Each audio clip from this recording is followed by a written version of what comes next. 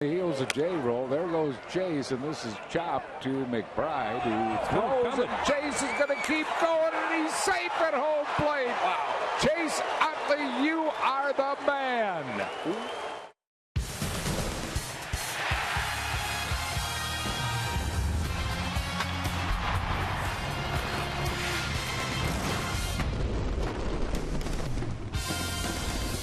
It was a very, very difficult decision for me and my family to go. It's not so much changing uniforms, but it's really about leaving this city that has given so much to me over the course of the 12 or 13 years that I've been here. So it's definitely difficult, but like Ruben said, it's time. Obviously, winning the World Series in 2008, nothing gets better than that. The way this city reacted to that team was truly special, something that I will never forget. Going down Broad Street after winning the World Series was an amazing feeling. And I think we all in this room, if you were here, felt the same thing. And just, like I said, the hardest part is leaving the city of Philadelphia. 16 years ago, the Phillies borrowed Chase Utley from Southern California when they selected him in the first round of the amateur draft out of UCLA. Now he goes back to Southern California. Last night, it was made official. He's traded to the Dodgers. Darnell Sweeney and John Ritchie both come to the Phillies. Sweeney is in uniform wearing number 24 and will be in the dugout tonight for the Phils. Well, over the last several months, we have seen the pieces of the 2008 World Championship, the real big pieces, the foundations of the 2008 World Championship go to other teams. Well, one of the biggest pieces, Chase Utley, was dealt last night. Over the last couple of weeks, I think all of us were like, well, we're not sure if he's going to go. Yes, he is going to go. We think he's going to stay the rest of the year. It is still kind of stunning and still settling in that Chase Utley's in Los Angeles. Well, it is. I mean, it was first you got Jimmy going to the Dodgers. Now Chase goes to the Dodgers. You know, the biggest thing is that you're so used to looking out there and seeing Chase, his work habits in the batting cage on the field. You know, Chase Utley in his career, you can see a 6-time All-Star. He's just a guy that goes out there and plays the game the proper way, and I think that's the reason why, one, he plays the game so well. That's why fans love him. 4-time Slugger Award. I tell you, when I had a chance to meet Chase Utley, he was a guy that kind of gives you the grunt. He gives you the handshake. He gives you the grunt. You know, his first major league hit, the grand slam. You know, all of a sudden the fans fell in love with him. I'm so impressed when he gets to the ballpark. He goes and watches films for hours. He's a guy that always wants to be ahead of everything. Like, how can I make a play? If something happens here, what am I going to do? Game 5, great example. You know, makes a great play up the middle. Fake throw to first base, comes out, fires a strike to home. And that's what good ball players and great ball players do. They think ahead instead of thinking when it happens. Jason Bartlett said he was stunned when this play happened, and to me, that's one of my favorite Chase Utley plays. I mean, you talk about the inside the park home run, you talk about the grand slam with his first hit. That was one of my favorite plays, was when he was able to do that to the Tampa Bay Rays. So here are the particulars on Chase. Everybody knows him. Most people know them by heart. 10 home runs in the postseason, including in 2009 when he had 5 home runs in the World Series, tying Reggie Jackson. Well, Ryan Howard said last night it's down to 2. He and Carlos Ruiz. Well, earlier today, Greg Murphy caught up with Ryan Howard. All right, thank you very much, Tom. We're here with Ryan Howard, and 1,134 games on the right side of the infield next to Chase Utley, the most in Phillies history. So probably no one better suited to talk about Chase as he moves on to the Los Angeles Dodgers than yourself. What were your thoughts last night when you heard that that Chase was moving on? You get a lot of mixed emotions. He's been here ever since I first stepped in the clubhouse in the big leagues. And, like you said, we played a bunch of games together. We won a championship together, had a great run together. And, we all understand there's a business side of things, and we all understand that there's turnover that takes place in the game. But, it's always sad, to see somebody go that you've grown so close with and being able to play with on such a regular basis. You and I were just talking about the fans and how it's always going to be considered such a special era of Phillies baseball. As it comes to a close, and it's not completely closed yet, obviously, with yourself and Carlos Ruiz still members here of the Phils. But, do you guys take time to reflect? Do you talk to one another? Have you talked to one another about the times that you guys had and the championships that you won? No, I mean, I think that, for us, it's one of those things that when you're done playing is when you can really stop to kind of reflect.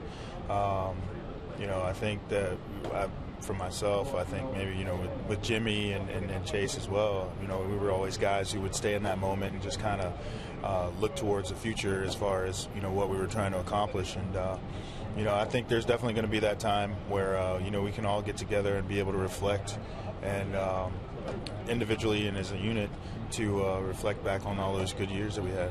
But the important thing to remember, obviously, is that it's not over yet. And now the team turns over, but there are still baseball games to be played, games to be won. And, as this year comes to a close, you look forward to next year and a new group of teammates and young players. For you, where do you find yourself, both mentally and physically, as you head into the next season after this one is all said and done? I mean, for me, it's going home, taking a break, and then get back after it and start training and everything. And who knows? I mean, you don't know what's going to happen as far as if I'm going to be here or not going to be here, and I'm not going to focus on that. I mean, if I'm still in a Phillies uniform come spring training, then you go, you take it, you approach it, you go, you try to create the chemistry with the guys that are there, and if it's with a different team, then you do the same thing there. I know you had a chance to talk with Carlos today. I saw you guys together. Want to share any of that conversation at all? Oh, no, I mean, it's like, man, it's just you and me, bro. That's it.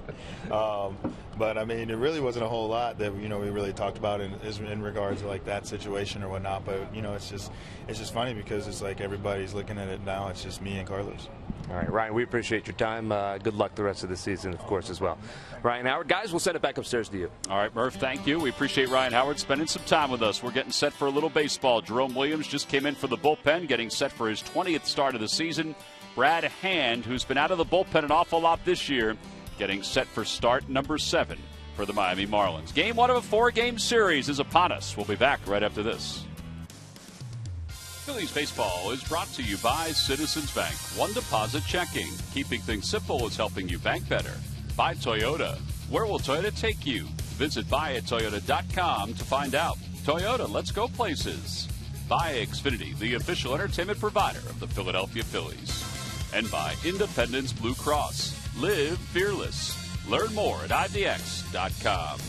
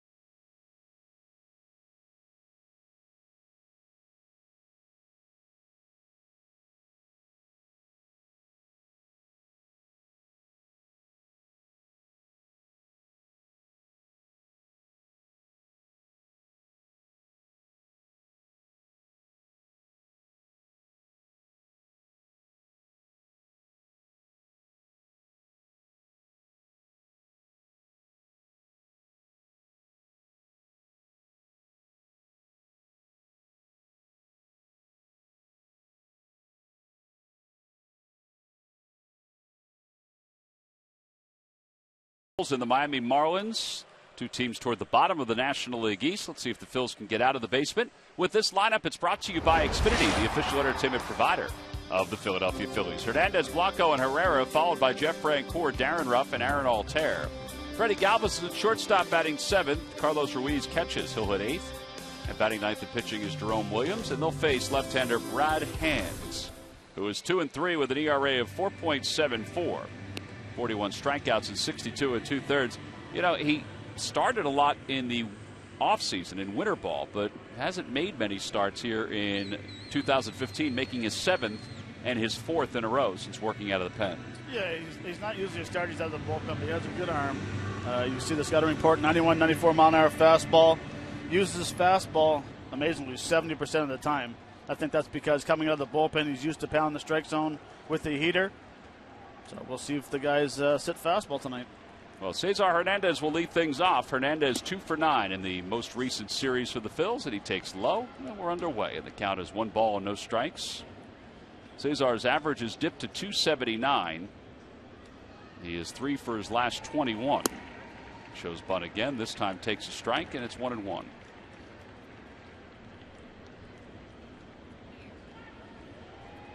It'll be Cesar, Andres Blanco, and Odubel Herrera, the top 3 for the Phils. There's a broken back ground ball to second base. D. Gordon's up with it. And 1 away. Well, it's time now, Matt, for our Nissan keys to the game. Well, key number 1 for me today is try to keep Gordon off the base paths. When he gets on, he steals, he runs everywhere. And for me, the number 2, here we go, righties. Got another left-hander. It worked yesterday, and see what kind of approach you have today. Well, Andres Blanco, who played in yesterday's game, 2 for 4 with a home run and a couple runs scored. Well, there's Darnell Sweeney, who just arrived from Oklahoma City. That's where the Dodgers AAA was playing. And he arrived early enough where he was able to come out, take some batting practice, shake some hands.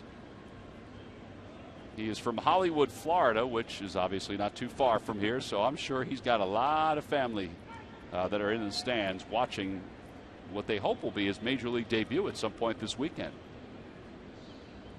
No balls, 1 strike to Blanco. And it's inside, 1 ball and 1 strike. Andres is 0 for 5 against the Marlins this season, making his 20th start. That one's through the hole on the right side, a base hit. Well, he was a big topic of conversation today with Pete McCannon. Pete was saying that with Darnell Sweeney, he's going to get Sweeney some looks at third, so he's going to take some ground balls there tomorrow. Because he does not want to overuse Andres Blanco. He said, listen, guy's had a very good year. He's been one of the best bench players in baseball. He said, but I don't want to overexpose him. He said a lot of times, you know, you overexpose your bench players with too much playing time, and he doesn't want to do that. You know what he's talking about? Absolutely. But I do like the approach that he just did. We saw that yesterday versus Burley going to right field on the base hit. Odubel bunts toward third. Charging is Prado, and he won't have a chance to get him. Blanco slides down, but does get back. So a bunt single for Odubel. He's now hit in 20 of his last 21. And the Phils have runners on first and second with 1 man down for Jeff Francoeur. Such a great weapon to have right there. Being able to bunt versus a tough left-hander. You know, everyone knows Herrera can hit the line drives, the long ball. He shows some power. But this is a great bunt, recognizing that Parada was playing back. If they give it to you, take it. You know, why not? They even were playing them back and playing them to pull. This guy right here will not bunt. Pretty good chance that he's going to be hacking pretty early, too. 12 home runs, 38 runs batted in.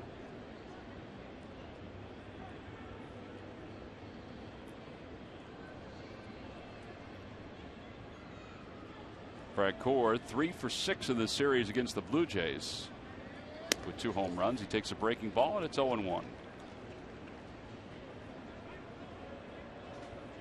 How about the last 20 games for Francoeur, hitting .393 with 12 RBIs.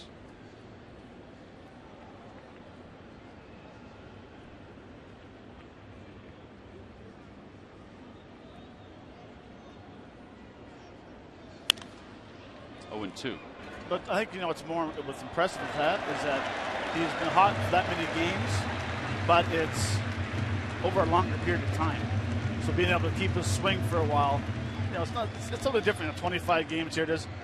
I mean, his has been over for about 2 months. It's very true. And he's going to get a chance to play this weekend. There are 3 left-handers that the Marlins are throwing. So you figure he's going to be out there for those 3 games. Takes in 1 and 2. The Lucky McDonald's Phillies home run jackpot contestant is Miriam Narkavich of Norwood. Phillies send a home run in today's ball game. Then Miriam will win $100. We've had 2 Miriams now in the last week. Runners lead off first and second.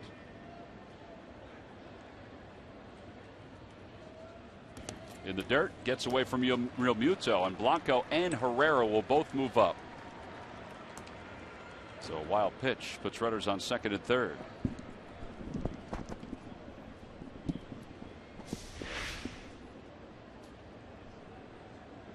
Oh, breaking ball that just spun. Looked like it hit the edge of the plate. Yeah, but good reaction from the base runners, advancing to third and second right there. Dan Jennings, the GM, former GM of the Marlins, took over as the manager when they let go of Mike Redmond earlier this year. 2-2 pitch. Outside, 3-2.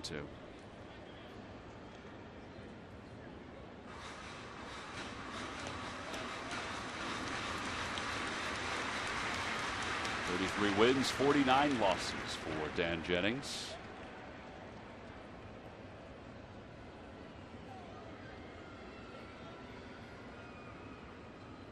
Ball 4 and the bases are now loaded. So the Phils have loaded them up with 1 man down here in the first. Well, it's a nice start as they try to pick up their 20th road win of the year. Let's see if they can cash in with Darren Ruff. Yeah, it's a nice start. Plus, 1, try to cash in early, but 2, make hand throw some pitches. A guy that's coming out of the bullpen making a 7th start, he's going to have a pitch count. First game in a 4-game series would be huge to get into that bullpen early.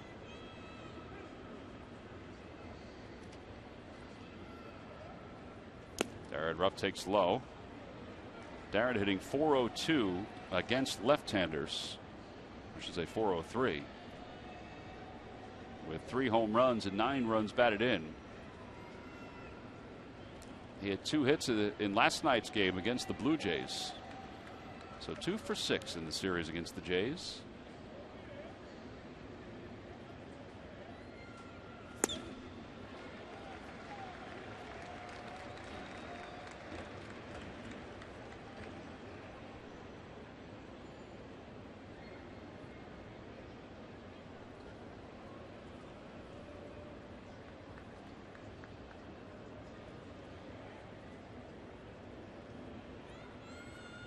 One ball, 1 strike to Ruff. Outside, 2-1. I think this is a tough pitcher to size up if you're, let's say, Darren Ruff or even Frank Corbifor, because he's 8 balls, 8 strikes. Yeah. You don't want to give up on a pitch, but you realize that he's wild right now. Right, and I think what the key right now is to look for an area. He's been throwing a lot of pitches away. You want to get something up. I mean, he has pretty good movement on his fastball. It's not as if he's missing up and in or up and away. He's missing down and away or down and in. This is the type of movement. This is the movement right here. I mean, if you ask Darren, well, what's your strength? 2-1, you hit off your strength. Last thing you want to do is hit a little sinker, roll over, now you get a 6-4-3. Phillies cashed in early in last night's ball game. Try to cash it here with the count. 2 balls, 2 strikes with the bases loaded. And that one's out toward right center field. Ichiro ventures back. It's going to be deep enough to score Blanco.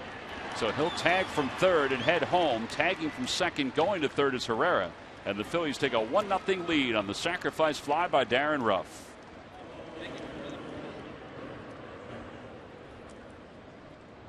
You know how, Tom, we always talk about making adjustments? That at bat right there is what you call making adjustments with 2 strikes. He got pull happy ahead in the count, hit a ball off his foot. Now all of a sudden you come back, 2 balls, 2 strikes. Watch how he muscles it going to right center. He focused and he thought about going to right center, because that's what you want to do when you have 2 strikes. You let the ball get deeper, think right center, left center, and elevate. And that RBI is 17th of the year for Darren Ruff. Here's Aaron Altair in the dirt. What also goes down to how important it is to try to make contact. Yeah. You know, obviously, a strikeout wouldn't have helped anybody there except for the Marlins, but by making contact too, good things happen.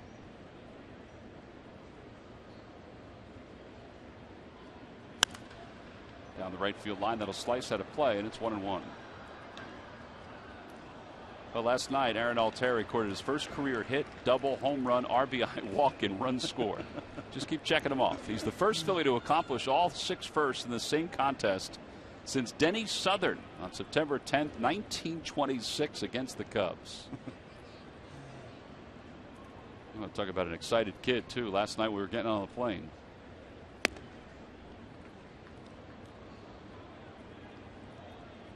He was all smiles last night. He sure was. He and Adam Morgan both went on pretty much the same time, and both were, for obvious reasons, were feeling really good about themselves. They were a big reason why the Phillies won that game last night. Outside.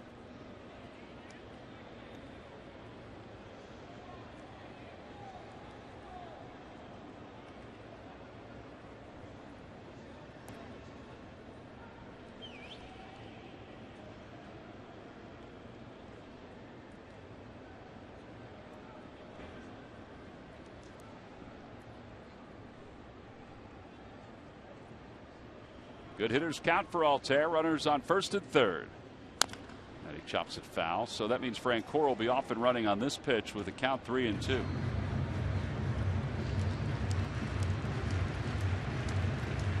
Altair down at Lehigh Valley, 8 home runs. In Reading, he had 6 home runs. So 14 in the minors, now 1 in the majors.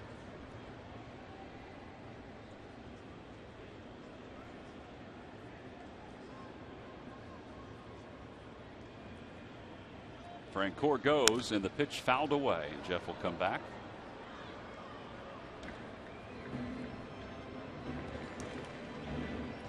You know, we mentioned it yesterday. His approach, Altair's approach, his stance. He's got very good balance.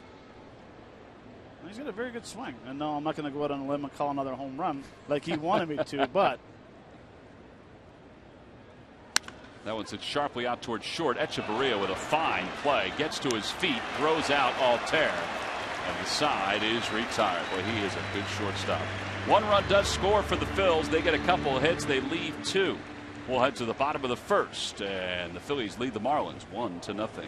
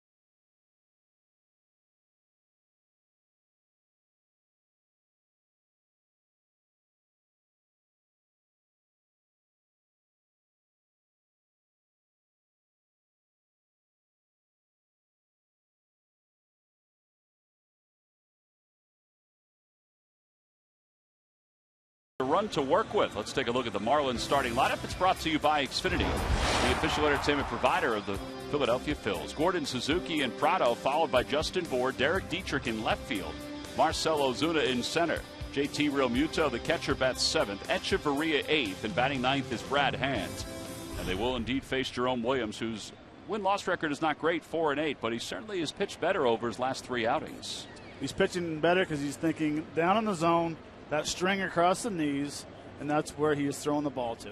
Well, D. Gordon's the first batter he'll face, and he delivers a strike. It's 0-1. As you can see the scouting report, average velocity 89.9 miles an hour.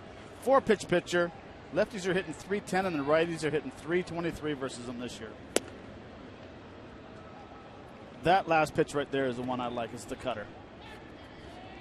It has been much more active recently, and it's got some great movement on it. Now towards shortstop, Galvis can't get to it. Should rephrase that. He looked like he had gotten to it, but he just didn't get down on it. During the 2015 season, Turkey Hill, the official ice cream, and the Phillies will contribute $100 for each Phillies victory. At 5 cents for each carton of Phillies Grand Slam ice cream, sold to support the Phillies youth baseball and softball programs.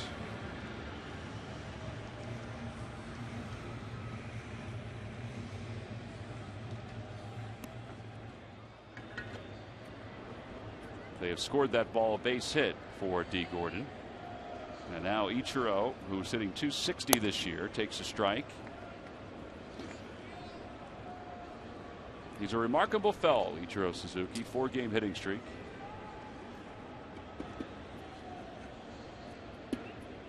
All he's done against the Phillies this year is collect 12 hits and 32 at-bats.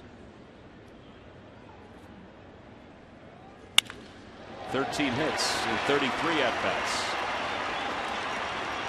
Surprised D. Gordon didn't put himself in position to try to go to third on that, respecting the arm of Francoeur. So now runners on first and second with nobody out.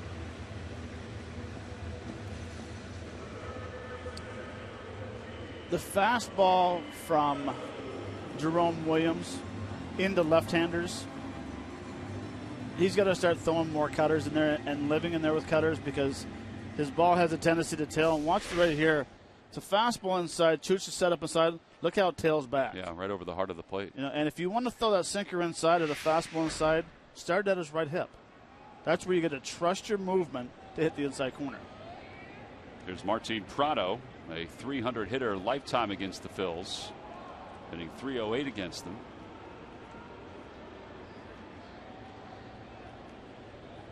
.269 this year with 4 homers and 35 runs batted in.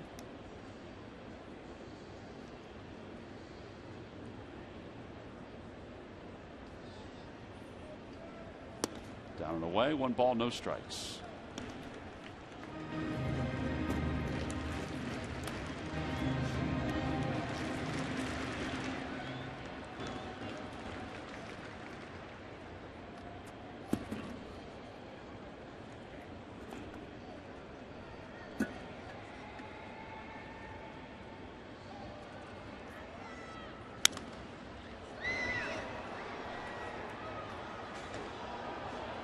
Well, the last 10 days, the Marlins and the Phillies are among the leaders in batting average in the National League. Marlins at .310. Now, part of that is because Gordon and Ichiro, they've been pretty hot. You can throw in Derek Dietrich, too.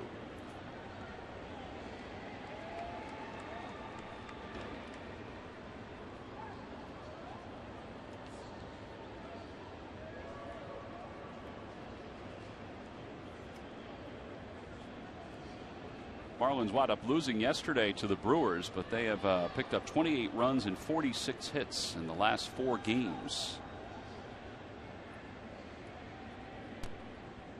Lost by 1 run, 8-7 to Milwaukee. 1 ball, 1 strike. Inside, 2-1.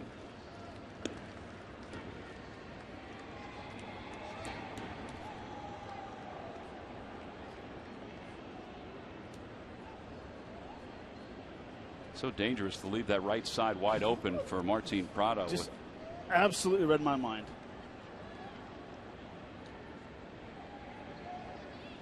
Hernandez is the guy covering to make sure D. Gordon stays close and doesn't decide to take off. Prado can push it that way. We've seen it so many times during his career. Well, that's his type of swing that he has, inside out swing.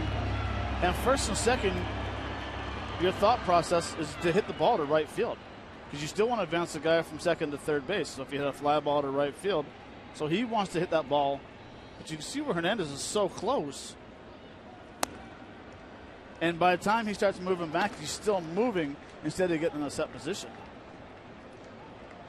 You know, I know you want to keep him close. You don't want him to steal third base, but that's where the pitcher has to say, you know, okay, I'll take care of this. I'll do a quick slide step. And if I see him edging off, then I'll step off.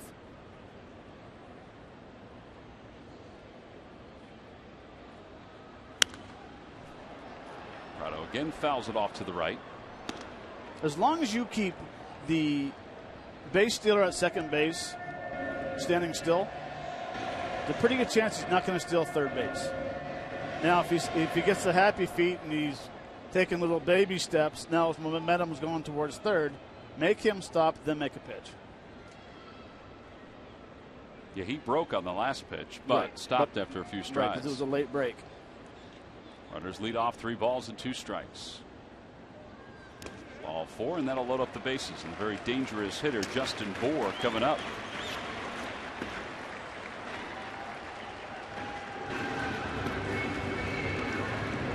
Well, Jerome, we had mentioned, so effective over his last 3 starts. 1-0 with a 1.50 ERA. 3 earned runs in 18 innings. His last 2 starts, he didn't walk anybody. Well, here he walks a batter in the first. The Phillies up 1-0. And Justin Bour, who is a dead red hitter, particularly on the first pitch. You got to be careful with him. He's having a decent year with 12 home runs.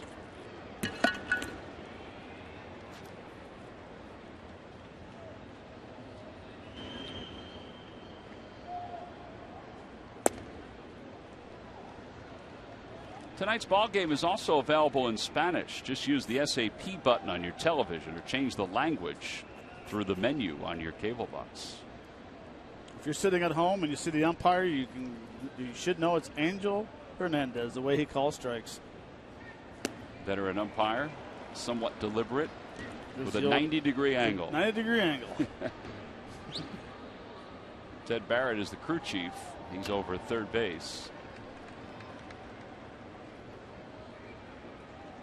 Last time we saw this crew, Angel was not part of it when Ted had his crew in Philadelphia. Correct.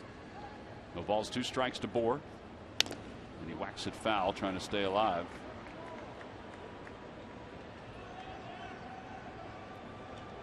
At some point, you think the cutter will come here? I mean, it'd be a good pitch, but just make sure it's off the plate, though. Bour's got for a big man, he's got an awful short swing.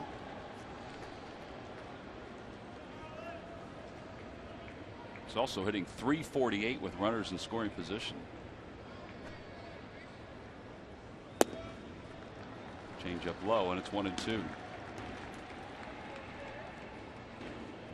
Well, a long top of the first inning for Hand, and now 25 pitches, or excuse me, 16 pitches for Jerome Williams here in the bottom of the first, and still nobody out.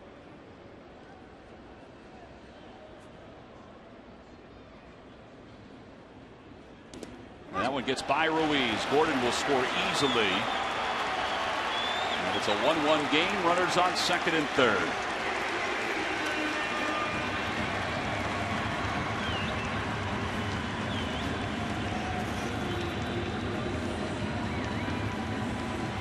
Well, Chooch had no chance of blocking this one. It's going to be a hard cutter in. He just overthrows it. Goes on to it a little too long. That's a tough play for Chooch to block. I don't care who's behind home plate.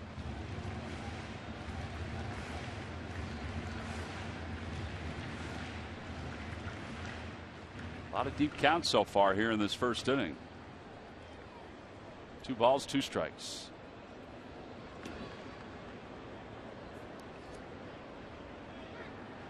Phillies play the infield back with the exception of Blanco at third. There's a liner out toward right. It'll hook foul. And it remains 2-2.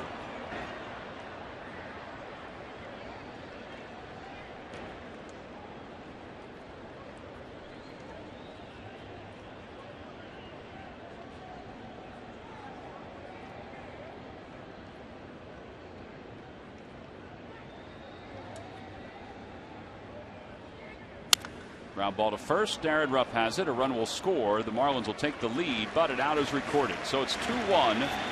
Miami on top. Over to third base goes Prado. An RBI for Bohr. It's his 39th of the year.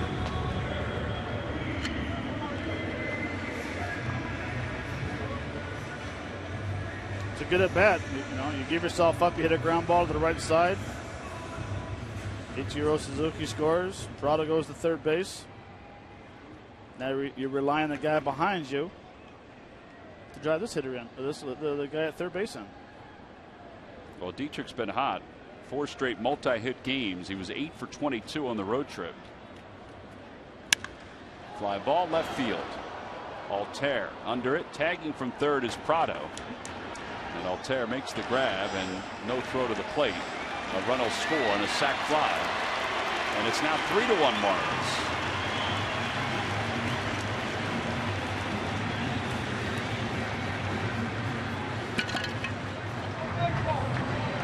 Aaron had a little trouble with that for some reason up into the roof. The way he caught it in the heel of his glove.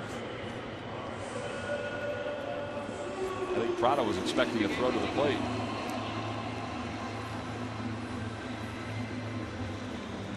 Well, and I honestly think Altair expected to come up throwing too. It was a high fly ball, and he just doesn't get behind it, and it almost popped out of his glove. Yeah.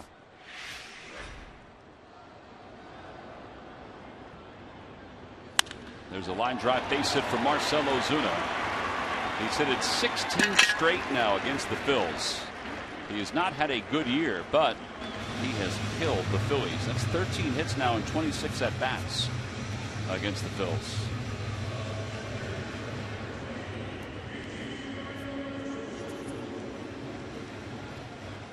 Well, they say he's been swinging the bat a little better. He hit a home run yesterday. But throughout the lineup, the Miami Marlins, a lot of guys have good numbers versus the Phillies.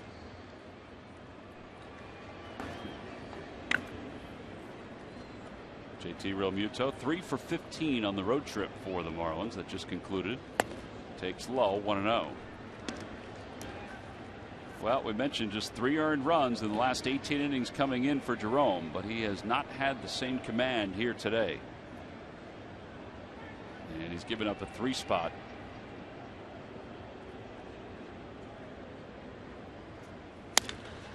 That's a foul ball, just foul down the third base line. And I think it's safe to say he's not fooling anybody right now. And he's got away from his cutter, and he's got away from his game. Now look, I mean, I know pitchers are going to have these days where they just don't have the feel for the baseball. But for the last 3 starts, everything he threw was knee high. Now is he trying to overthrow? Possibly. We've seen it on cutters. That's where he's been his last 3 starts, down in the zone.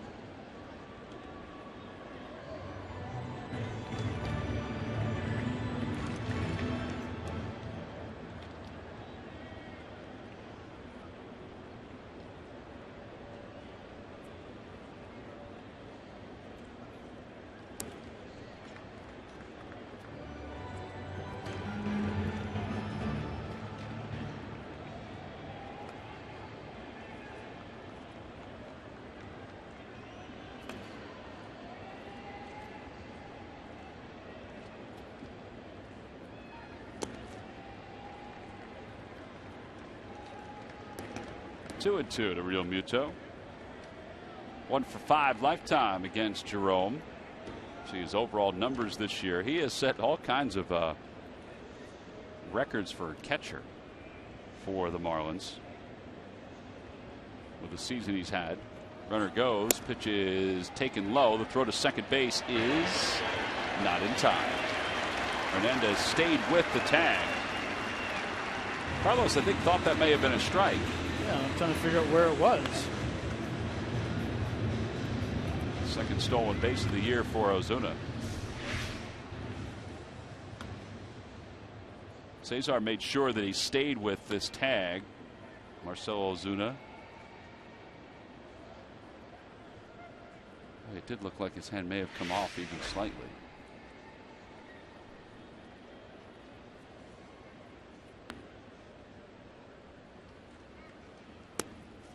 And ball 4.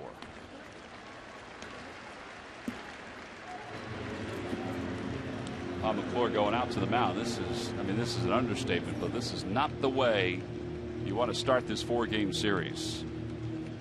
You have a rookie pitcher that's going to throw tomorrow, albeit a stretched out one who's got some really good numbers in the minor leagues, but 27 pitches here in the first for Jerome.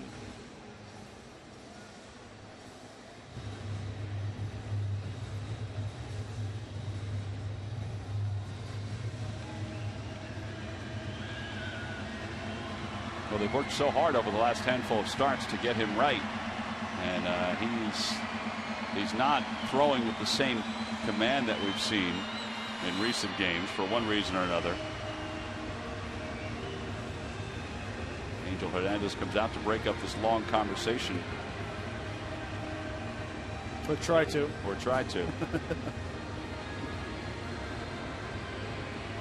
19 first inning runs, including 3 tonight.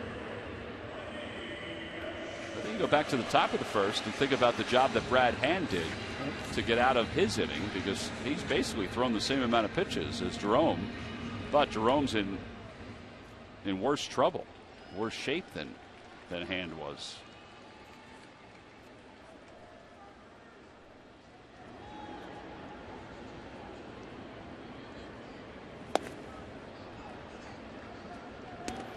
He doesn't have the same feel for that cutter. No, he doesn't. And that's going to be tough if he doesn't find it. Echeverria, who has 14 hits this year against the Phillies in 38 at bats, 9 runs scored. And you're right, Matt. Some of these guys have remarkably good numbers against the Phils.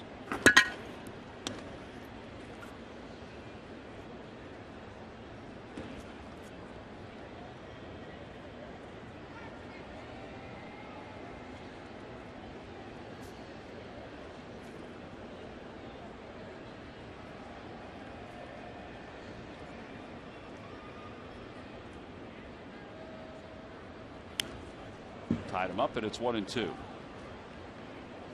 Best fastball he's thrown so far tonight. 91 miles an hour. 4-seamer up and in.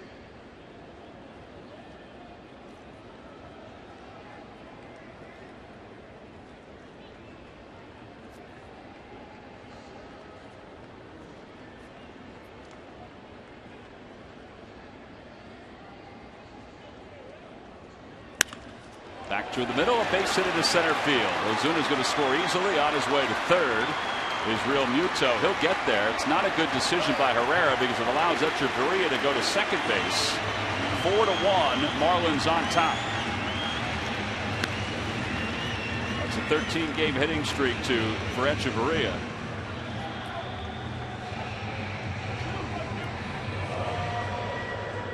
Well, it began as such a good night with the Phils jumping out to an early lead. Well, a nice job hitting the ball back up the middle. Bad decision right here. One, you don't even have a cutoff man because Freddie has to go up the middle to try to make the play. But it's just reading the runners. Brad Hand swings and misses the first one. It's 0-1. Yeah, I know we've talked about these guys they're learning the positions. Well, they've played enough out there that they know they need to fill the right bases. Well, I think you made a tremendous point by saying there was no cutoff man there. That should be the clearest indication that the throw has to go somewhere else. Right. Freddie's going to his left to try to get the ball up the middle. Especially if you're an outfielder. If you're playing shaded to pull, and then you have to go on the other side of the bag to get the ball, well, you got to realize that you have no opportunity to throw the runner out at third base. Fired into second. Outside, 1-2. You saw that graphic. That's the combined first inning for tonight between the Phils and the Marlins. 4 runs have crossed the plate. 4 runs on 4 hits. And it all began with that ground ball toward the middle off the bat of D. Gordon that went under the glove of Freddie Galvis.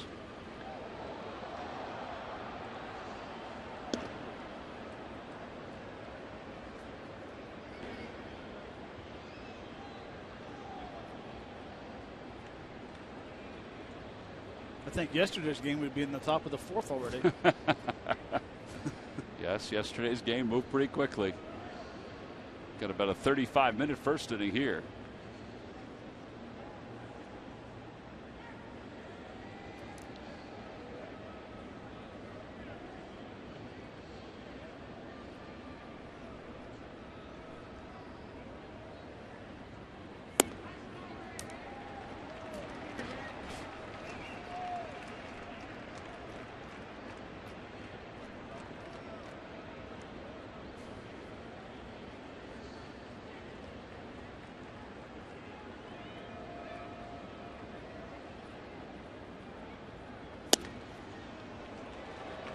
Three balls and 2 strikes. It's a pretty good pitch. He's had a couple of these, and Angel Hernandez is not budging. His strike zone is pretty conservative here tonight. Well, let's face it, both pitchers, 22 balls, or I'm sorry, 15 balls from Jerome. Over to third, Blanco backs up on it. Long throw across the diamond. The inning is finally over. 9 men come to the plate in the inning, 4 runs on 4 hits. And the Marlins leave a couple. Well, on to the second. And the Marlins lead the Phillies 4-1.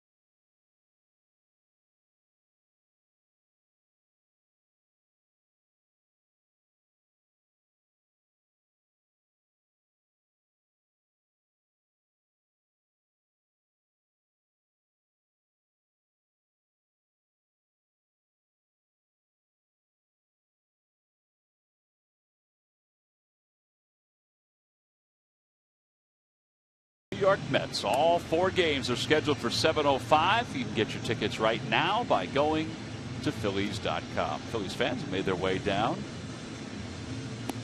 to Miami to get a chance to see their ball club. Well, they trail at 4-1. That'll be Freddie Galvis, Carlos Ruiz, and Jerome Williams, the scheduled hitters against Brad Hand. All right, well, Hand was not 100% on par in the first inning, so maybe he'll have one of those nights and the Phils will get these runs back right here. But they're going to need Jerome to kind of settle it down offensive on the other end. He has to lock it in.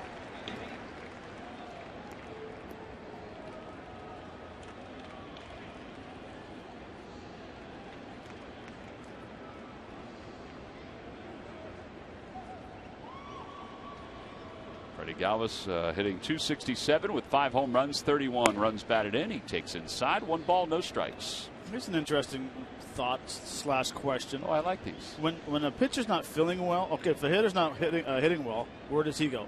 In the batting cage to take some swings. Right. Think a pitcher ever goes in there and throws off the mound to work on some mechanics? I would think he would. I'm not sure if he's allowed to, which is interesting, but I think he would look at video. Who would know if he was in there? Well, that's it. That's true. But yeah, I would think so. Wouldn't you? Oh, I would think so. I've never seen it or heard of it. Up the third base line, and that one is a foul ball. Just foul. And it's 1 ball, 1 strike.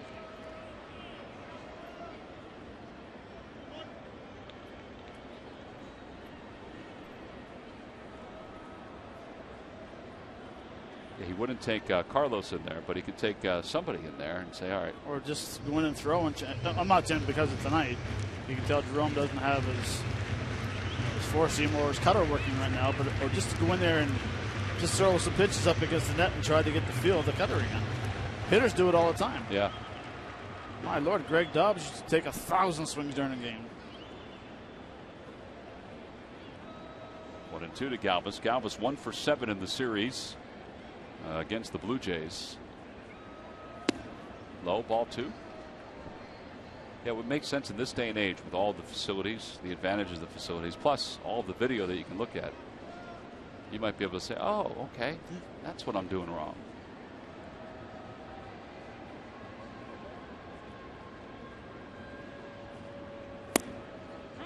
Ooh, strike 3 call. Late call from Angel Hernandez. And there's 1 away. And here comes Carlos Ruiz to bat. I think the height was pretty good. Just a matter if it was inside. That's a pretty good pitch. That's a pitcher's pitch. Missed his spot. Yeah. Carlos did not play in the Blue Jays series. He takes strike 1. It's 0-1. Carlos overall hitting .213, 2 home runs, 18 runs batted in. Good numbers against left-handers.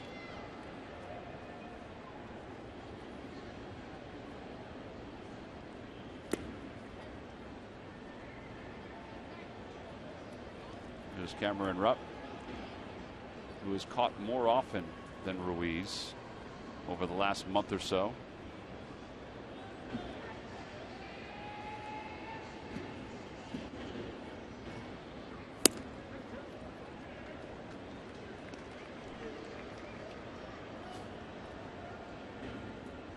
It's like Chooch wanted to say something, and he just realized it's not even worth it. He's shaking his head. Well, he was behind the plate with Williams, and there were a couple close pitches.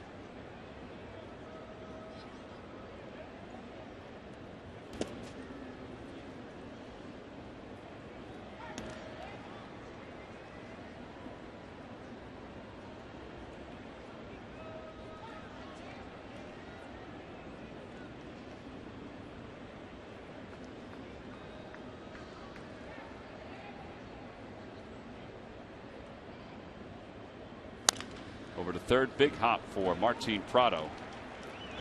And Ruiz is retired. 2 gone here in the second. That'll bring Jerome Williams to the plate. Tomorrow morning, wake up with Jillian Mealy live from the Green Turtle at Rehoboth Beach. Barrett Brooks reports live from Eagles training camp.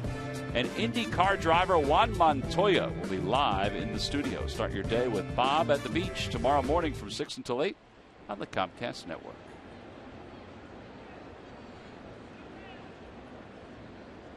Jerome 2 for 28 this year.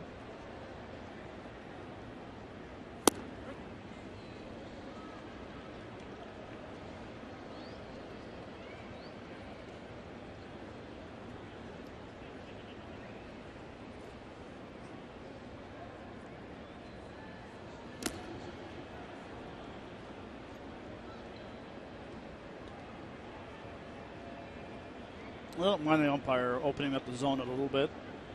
But as long as you're doing it on both sides, you know, Jerome took the first pitch. He kind of shook his head. Well, just remember that now. That's as far as he's going to go in. That's the location you want to live at. Well, and it's still early in the game. You know better than anybody. I would think umpires are still establishing themselves. Jerome can go out there and start pitching, and the pitches that weren't called strikes last game may all of a sudden become strikes and then become that way consistently. Absolutely. The strike zone changes a lot during a game. It's 1-2 to Williams. And now 2-2. You know, early in the game, I like to call them a pitcher's umpire. Makes you you have to swing the bat. Then all of a sudden later in the game, he'll strike the strike zone up depending on what the score is.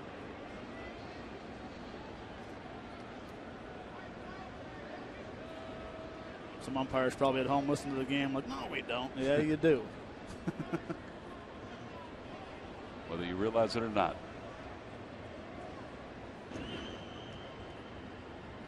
Swing and a miss, and the side is retired. 2 strikeouts in the inning for Hand. Phillies go down 1-2-3 in their half of the second. As we go to the bottom of the second, it's the Marlins 4 and the Phillies 1.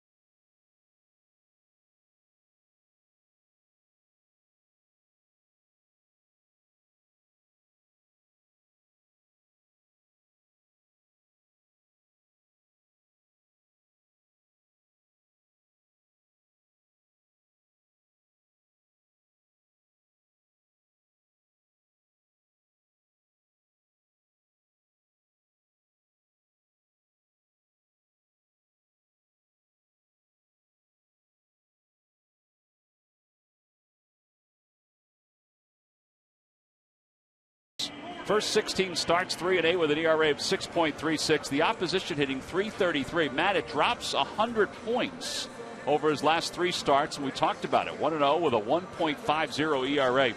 Total improvement.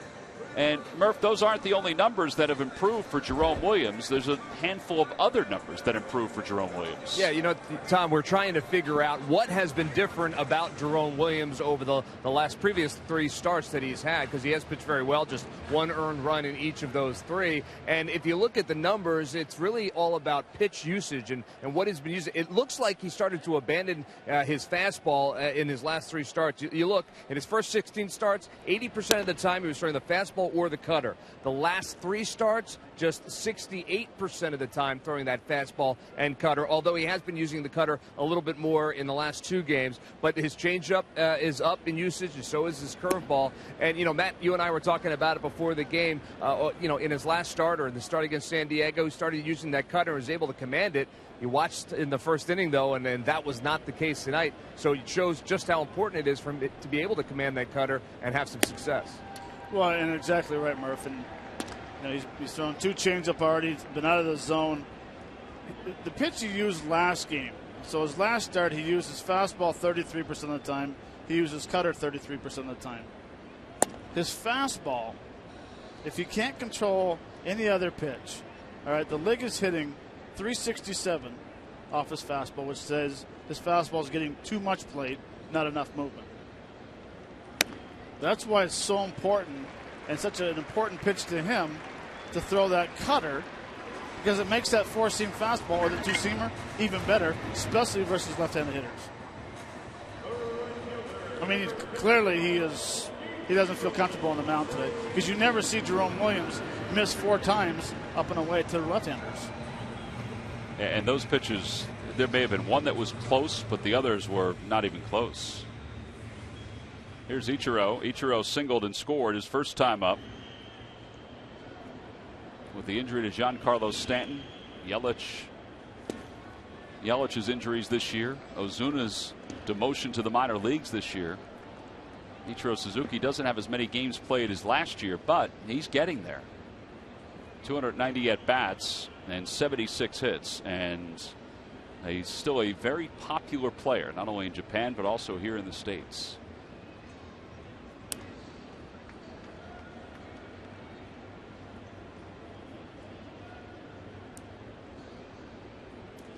I do hope that somebody lets that young man know that he could probably take the picture with his iPad and then email it to his iPhone.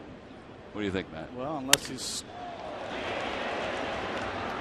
periscoping or Skyping with someone back in Japan. That's a good point. There's a lot of other things he could be doing. I mean, really, if you sit here, now you get this hand here. You're going to be talking. I'm going to talk to my wife Lisa on Skype, and here I'm going to be filming back in Japan on Periscope. Yeah, you're into all that kind of stuff. Not really. Well, he got him a line out. He got him periscoping, or he was tweeting or throwing it out on Instagram. Got him lining out to center field. Here's Martin Prado with a runner at first.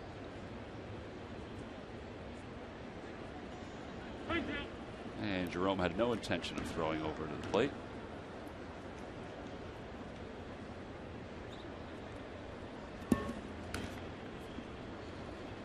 Gordon has stolen 40 bases this year. He's been caught 14 times. Tough challenge for Ruiz, though. On the inside corner, 0-1.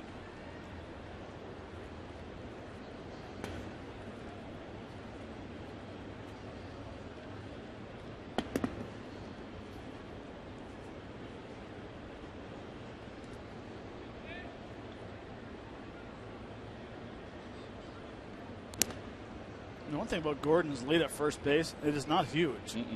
He just relies on getting a good jump.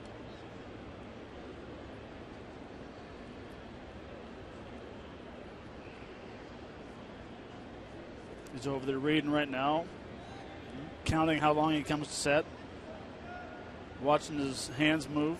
A little quicker to the plate that time. And it's 1 ball, 1 strike. These two are 6 for 6 against Jerome.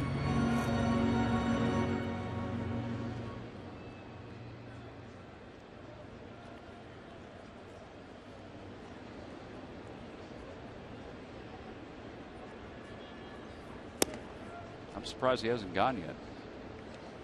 That pitch tailed off the outside part of the plate. It's 2 balls and 1 strike. He's doing a pretty good job, though, with the slide step. Doesn't matter. He holds for a second or two, then throws, and he'll quick pitch, holds a little longer. There he goes. Pitch is lined down the right field line, a foul ball.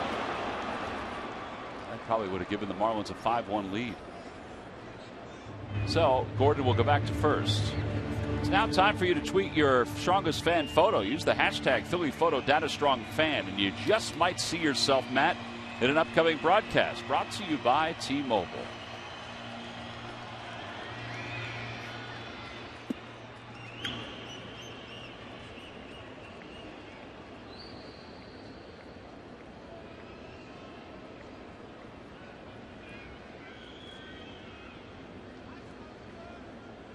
There he goes again. The pitch whacked foul as it hit Prado, and it remains 2-2.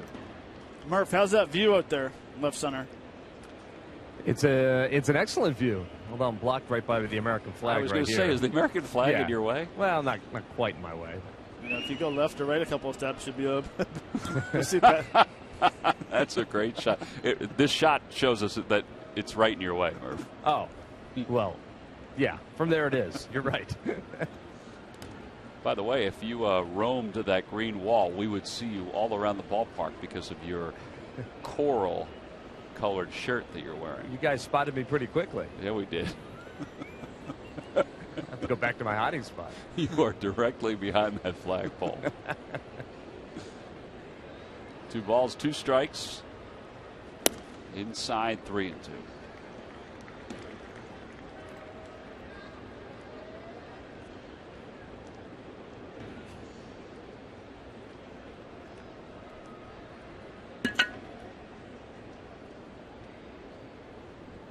This is where I like to see him just take a nice, easy leg kick. Don't worry about Gordon because he is going. Make a quality pitch right here on Prada. There goes Gordon, as you mentioned, a chopper foul down the third base line. You know, the last thing you want to do is try to do a slide step. The arm doesn't catch up with the body. You sail one out of the zone. Now you got first and second with one out instead of making a quality pitch. 2 outs with the runners and scoring in second base.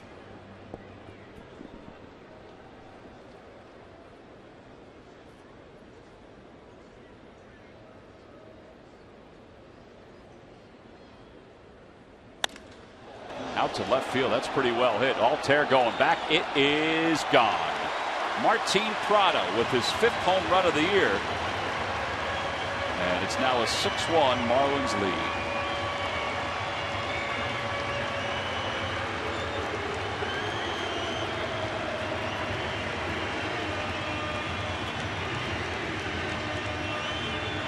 Second home run of the season for Prado against the Phillies. That was a long home run, too. Yeah, and that wasn't the quality pitch that Jerome was probably looking for.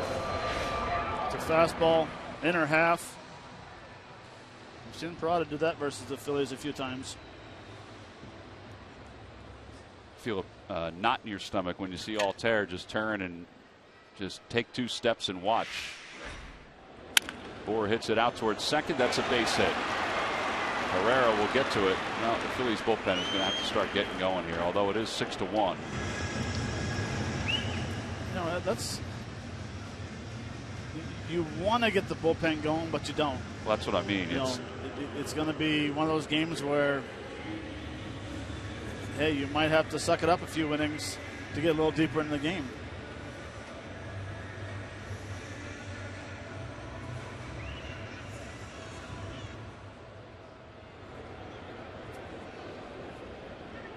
Phone is not rung for Rod Nichols just yet.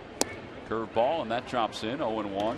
You know, and honestly, if you look in the bullpen, the Phillies bullpen, who's considered your long guy that can throw 4 or 5 innings? You know, they wanted DeFreitas to be the long guy. He's max 2. No, it's almost like it's a combination of Lowen and DeFreitas, right, or Araujo and DeFreitas. To the outside part of the plate, 0-2.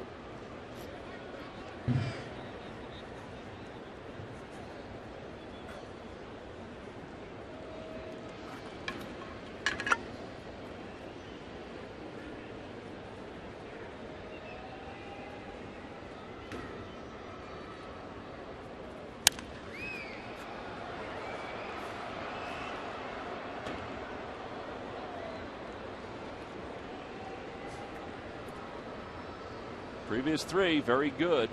Tonight, not so much.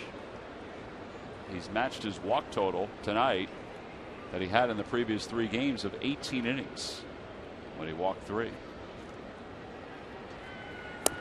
Outside corner, a call. Strike 3. Time to open it up, Angel. And there are 2 outs. And Marcell Ozuna is coming up.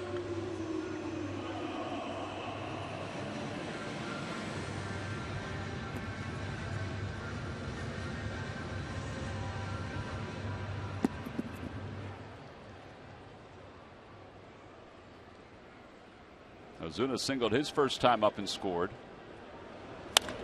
That is hit a ton. Wow. It is, wow, off the windows. It's a fair ball. A 2-run home run for Marcell Ozuna. Well, that's got to be one of the longest home runs hit here in this ballpark. It actually hit the very top of the foul pole. And then ricocheted. It did? Well, you have great eyes. I didn't see that. I mean, that ball was crushed. I mean, I know I'm getting a little older. I mean, this is a powerful swing. Oh. He knows he hit it. He didn't know if it would stay fair. Foul pole. Oh, yeah. Great eyes, Matt. I did not see that.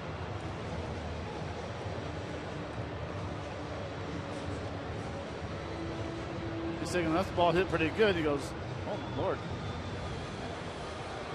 So it hits the top of the pole and then hits the windows in left field. I can't wait to hear what that measurement is. It's 8-1 in favor of the Marlins. It's right up here at the top of the foul pole. Oh.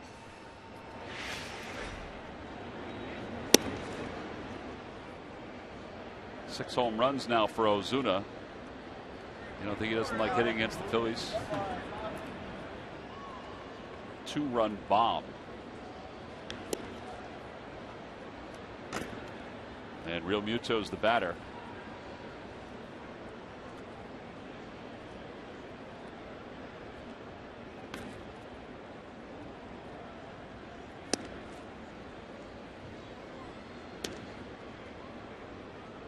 Eight earned runs, a season high.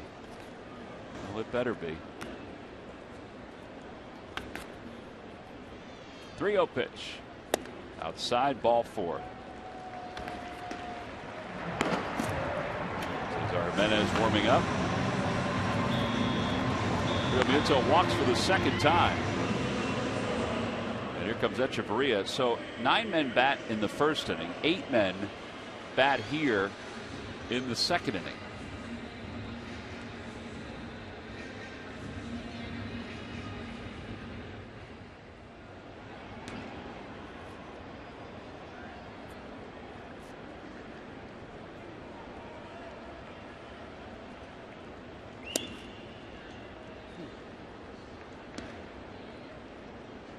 Tough to argue when you've given up 8 runs and 7 hits. But they are close. Just missing. 1 ball, no strikes to Echeverria.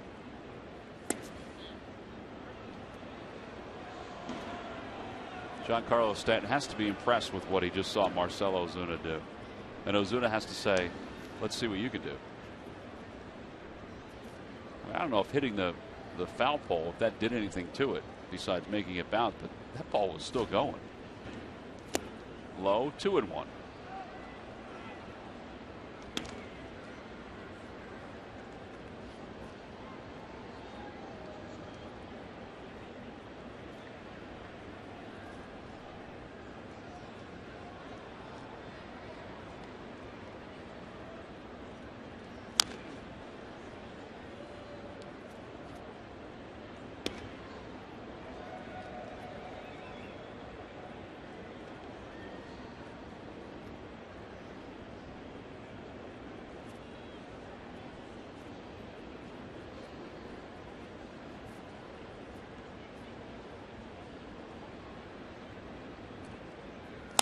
Back toward the middle, off the glove of Williams, and Echeverria will be safe at first.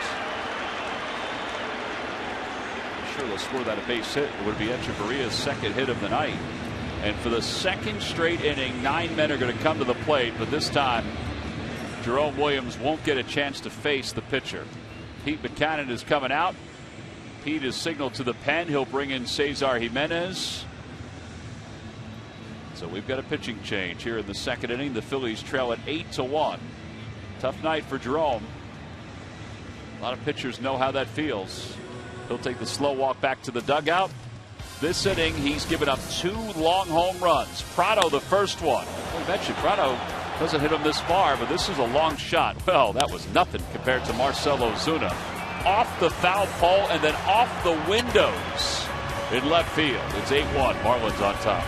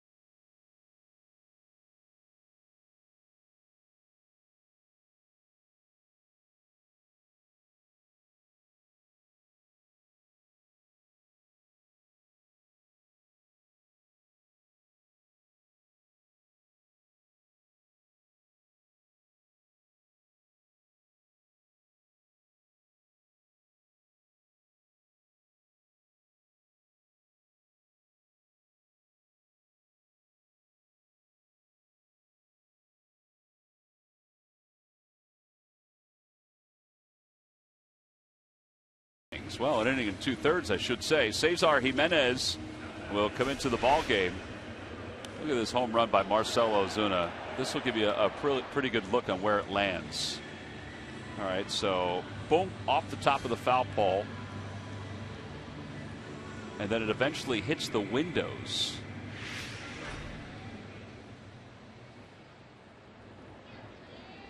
Windows have to be, I don't know, what would you think? 440? Yeah, at least. Brad Hand is the batter. And Hand takes a strike. It's 0-1.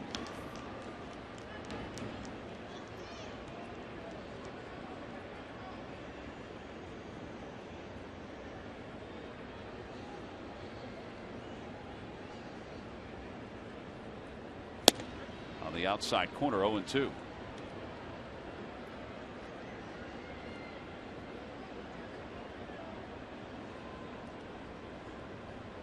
Third game of the year for Cesar. Pitched the first week of the season. He pitched this past week outside.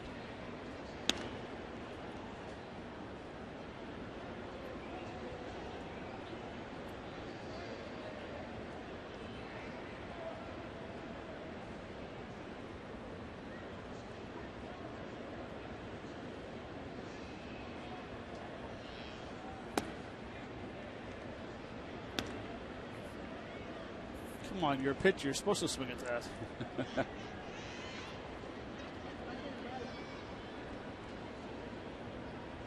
Phillies and Marlins among the leaders in batting average against left-handed pitchers this year.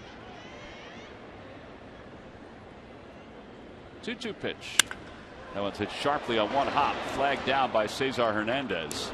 And the inning is over. 18 men come to the plate in the first 2 innings of this ball game. The Marlins score 8 runs on 8 hits, and one home run was way longer than the other. We'll go to the third.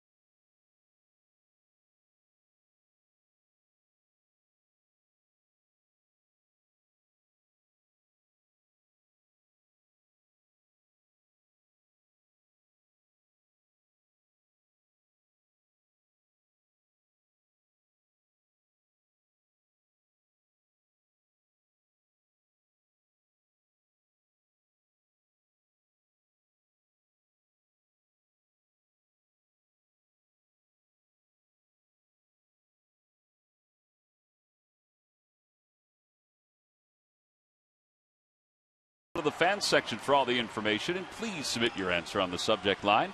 Matt, the question is, who is the opposing pitcher that the Phillies faced in Roy Halladay's perfect game against the Marlins in 2010? Answer will be revealed a little later on. Got an idea for that one? You've already written down the answer. Well, all you can do is laugh, otherwise you'd cry. We're in the top of the third, and the Phillies trail at 8-1. The top of the order is coming up. Cesar Hernandez, Andres Blanco, and Odubel Herrera against Brad Hand. Hernandez grounded out to second his first time up.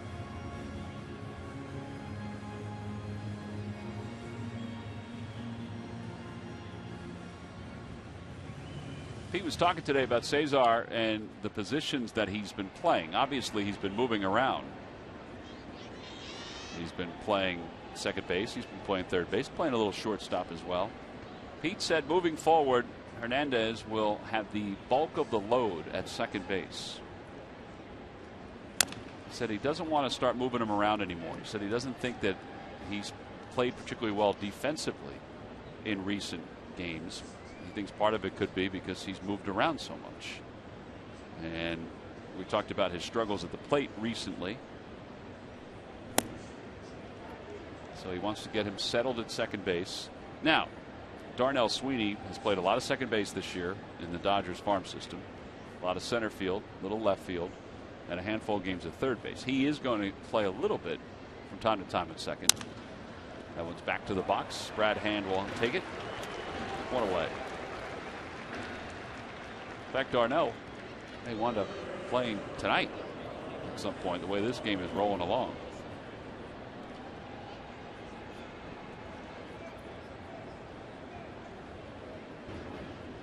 But some guys can roam around from position to position. Some guys.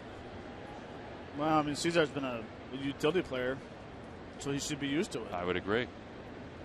If anything, you would think that you were going from second to short to third, wherever you're playing.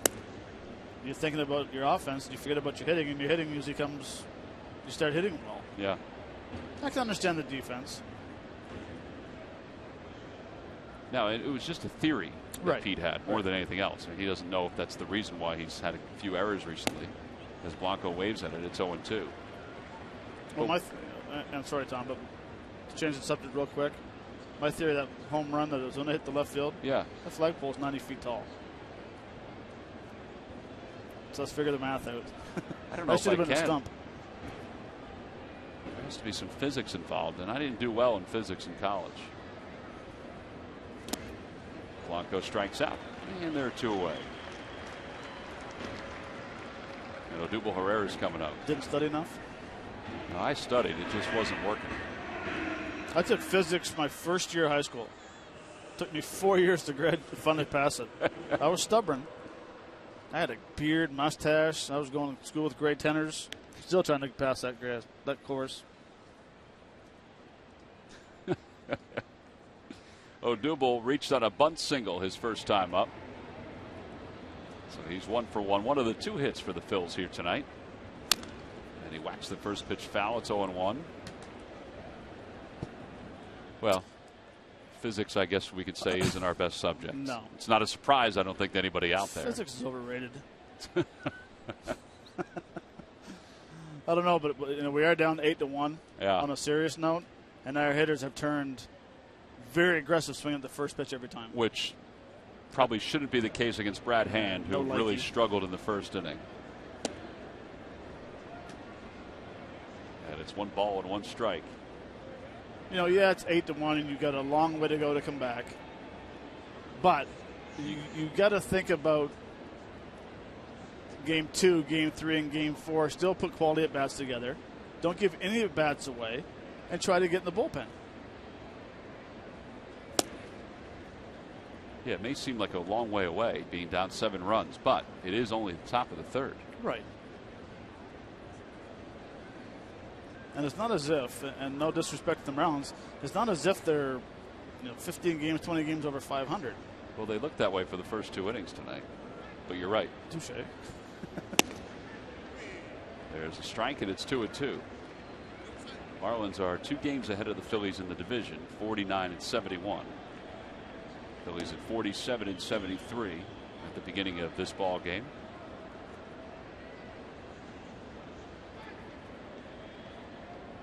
This is going to be pitch number 52 in 3 innings. Swing and a miss, and Herrera strikes out. Back-to-back strikeouts. That's 4 strikeouts now for Hand in the last 2 innings. Middle of the third, the Phillies trail the Marlins 8-1.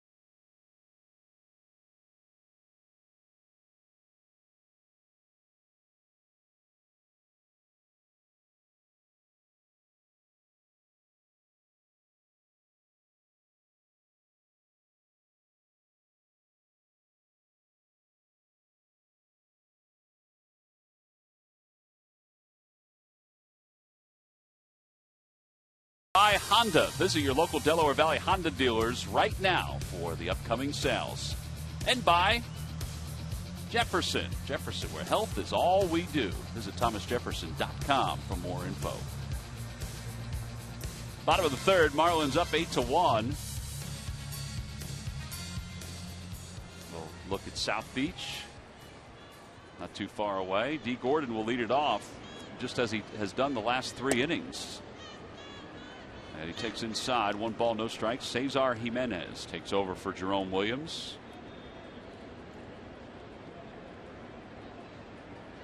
Jimenez got the last out in the second. Jerome goes an inning and 2/3.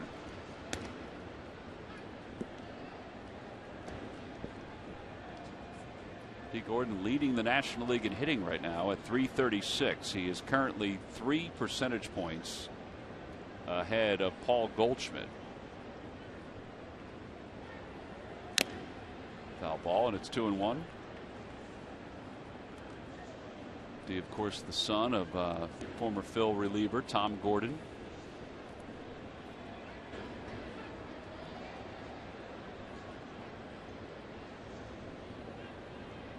And the nephew of, I don't know if you remember this guy or not, Matt, you played against him.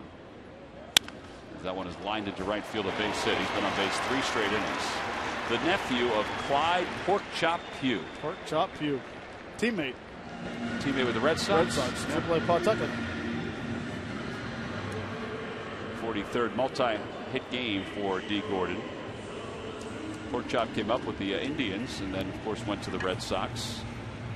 Was a big-time home run hitter in the minor leagues. I mean, big time. Here's Ichiro. Ichiro's 1 for 2. Singled and scored his first time up, fly to center.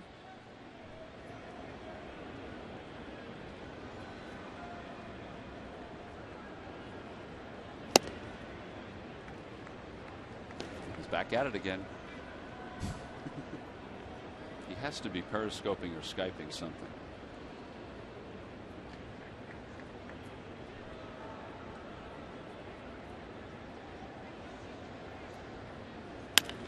To the right side, Cesar, I think, missed D. Gordon.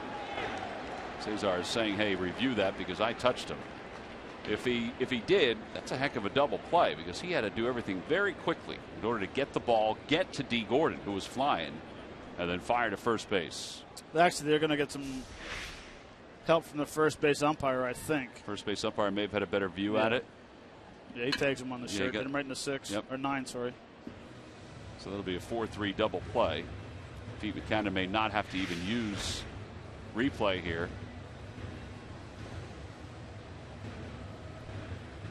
And Ted Barrett makes the call.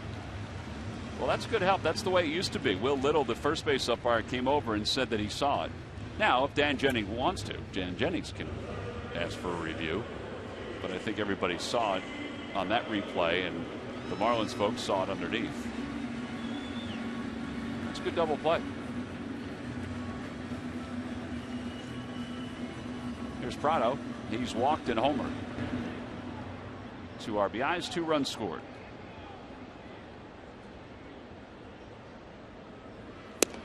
At the knees, 0-1. Back in the second inning, 3 balls, 2 strikes, gets a fastball in our half. Right off the 137 hit sign in left field.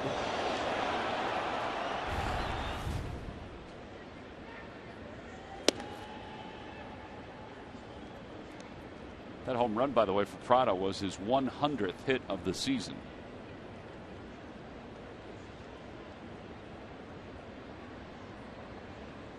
One of the things that they have here in Marlins Park are a couple big fish tanks. And a big old system underneath to take care of those fish tanks. 1 and 2.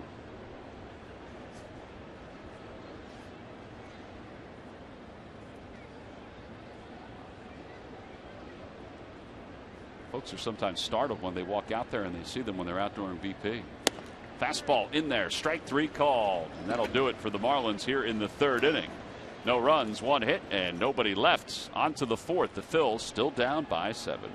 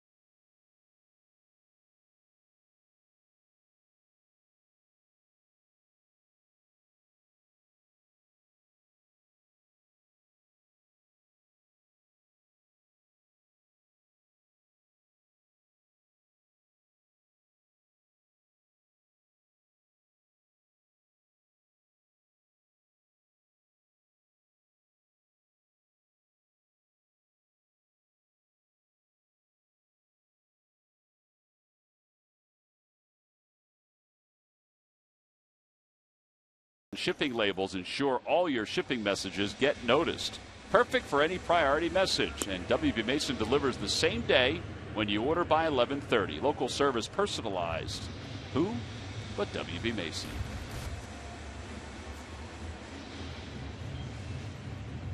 Astros fans are in the house, Matt. It looks like the hat you wore when we were behind the Phillies on deck circle that night. Astro hat, Astro shirt in Miami. This is what I'm going to wear to the Phillies Marlins game tonight. Doubleheader today. Jeff Francoeur swings at the first pitch and grounds it foul. We begin the top of the 4th inning. Francoeur walked his first time up. At that point, things were going swimmingly for the Phils.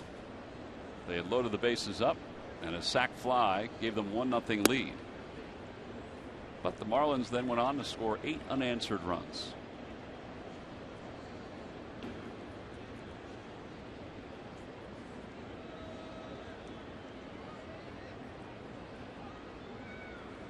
Outside, 2-1.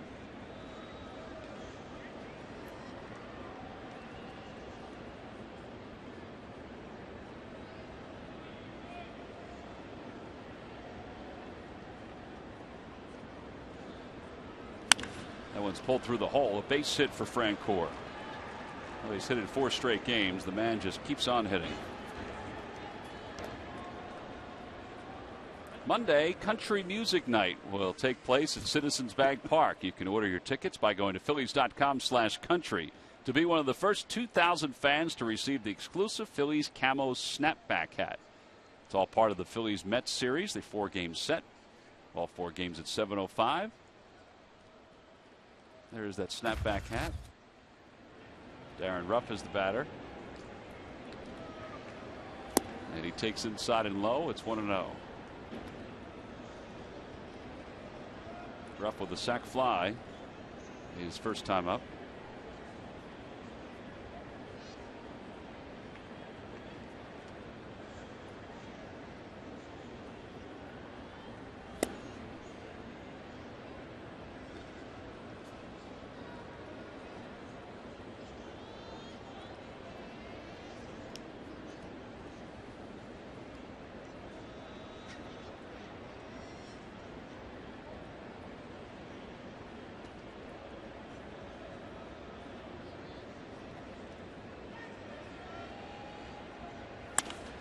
Line foul into a vacant seat, fortunately. And it's now 2 balls and 1 strike to Darren Ruff.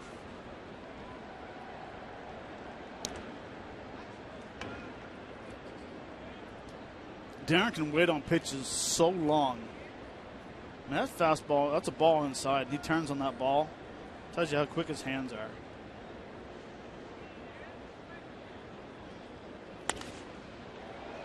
Well, he's getting some more playing time, too. Now, Ryan Howard, if he's going to sit, he's usually sitting against left-handers. You and I went over the numbers today. And more often than not, he is sitting, whether it be for Ryan Sandberger, Pete Buchanan against left-handed starters. And Darren Ruff getting more opportunities to play because of that.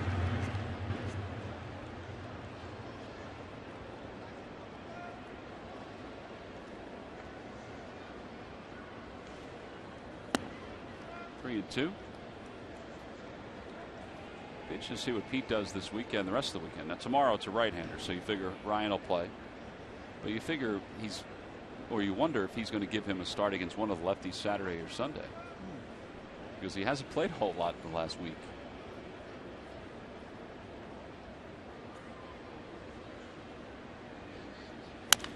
Over to the left side. Prado waits on it, goes to second for 1. Gordon's return throw not in time. It's a lot closer at first than I thought. So 5-4 on the putout at second base. And a fielder's choice for Ruff. Good throw. Gordon using the bag to protect him so he can't get hit with a slide. Making a strong throw to first base, and it was bang bang.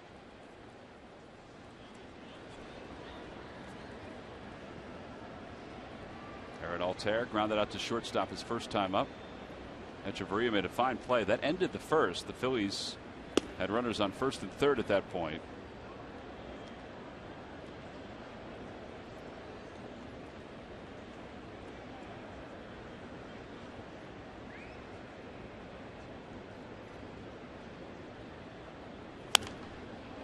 spun foul over the Phillies dugout, and it's 1-1.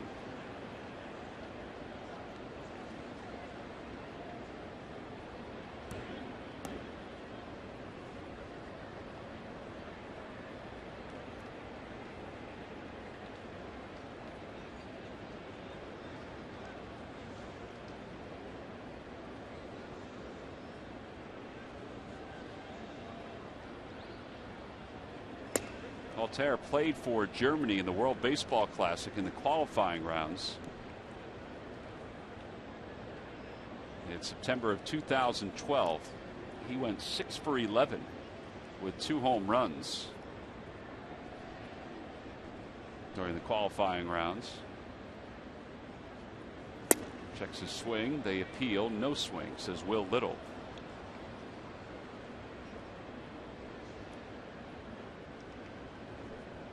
They have stories for everything. He has a size 16 shoe. His spikes are size 16. Got some big old gunboats going.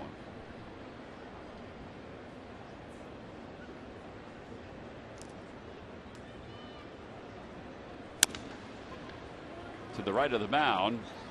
And Hand thought about going to second. It almost cost him at first. 1-3 on the put out, 2 outs. And here comes Freddie Galvis with Darren Ruff at second base.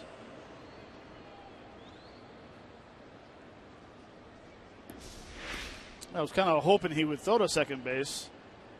It's a pretty good chance with that spin throw he would have threw it away.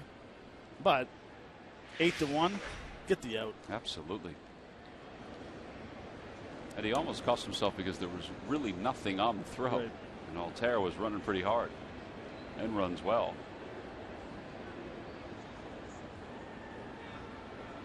Galvis struck out looking his first time up. And he takes strike 1. Freddie looks like he's made a little adjustment with his stance right-handed. Looks like this back foot is a little closer to home plate.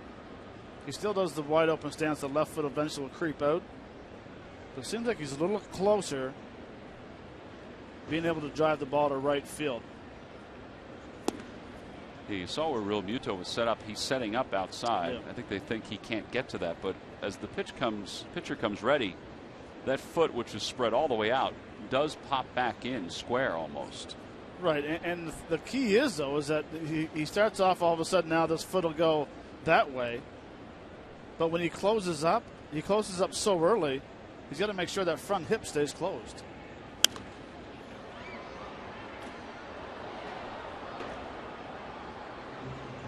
Otherwise, there's no authority on the swing, and sometimes he'll swing and miss. And you might as well go right there where you're at to start with. The type of stance that Freddie has right now, if he's going to hit a ball to left field, he's going to hook it down the left field. But to me, if I watch him with that kind of stance, he's a guy that can drive the ball to right center, hit the ball on the ground to right field. But when he pulls the ball, it's going to be like a forced swing and a hook swing.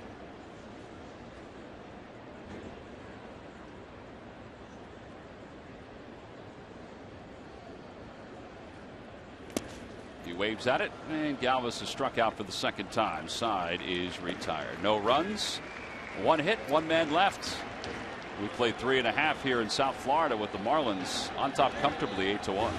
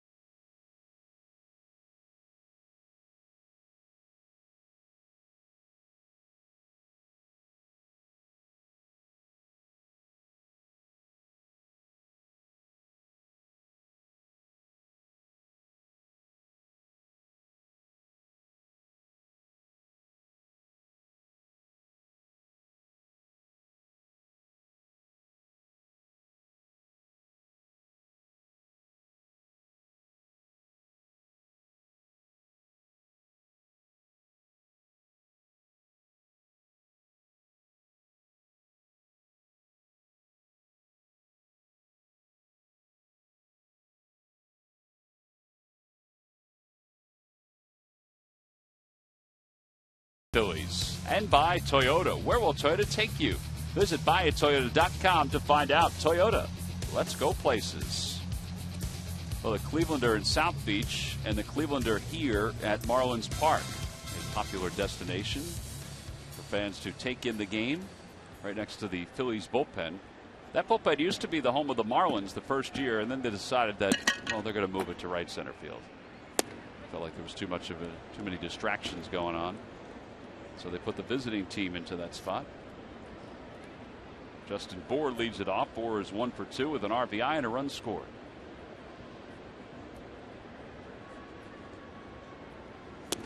Cesar delivers. Yes, he went around. And it's 0-2.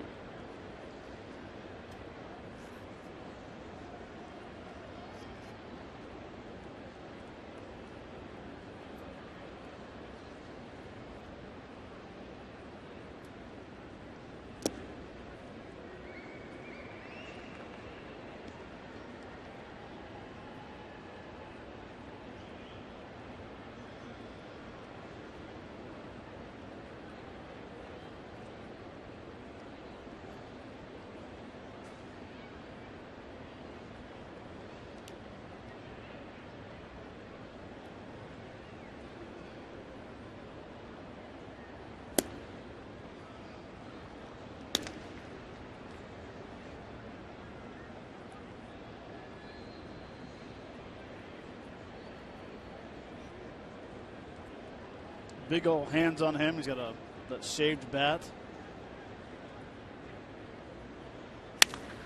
Pulls it foul. Nice play by the ball boy. And that's what you get right there. Some buggy whip.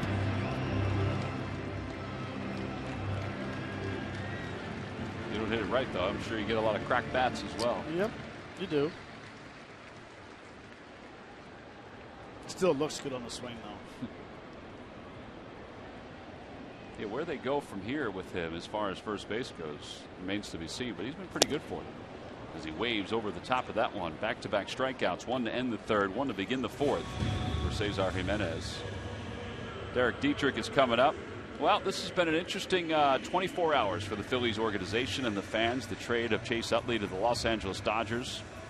And that trade brings 2 prospects from the Dodgers. Darnell Sweeney, as we mentioned, arrived at about 5 o'clock today, took some batting practice.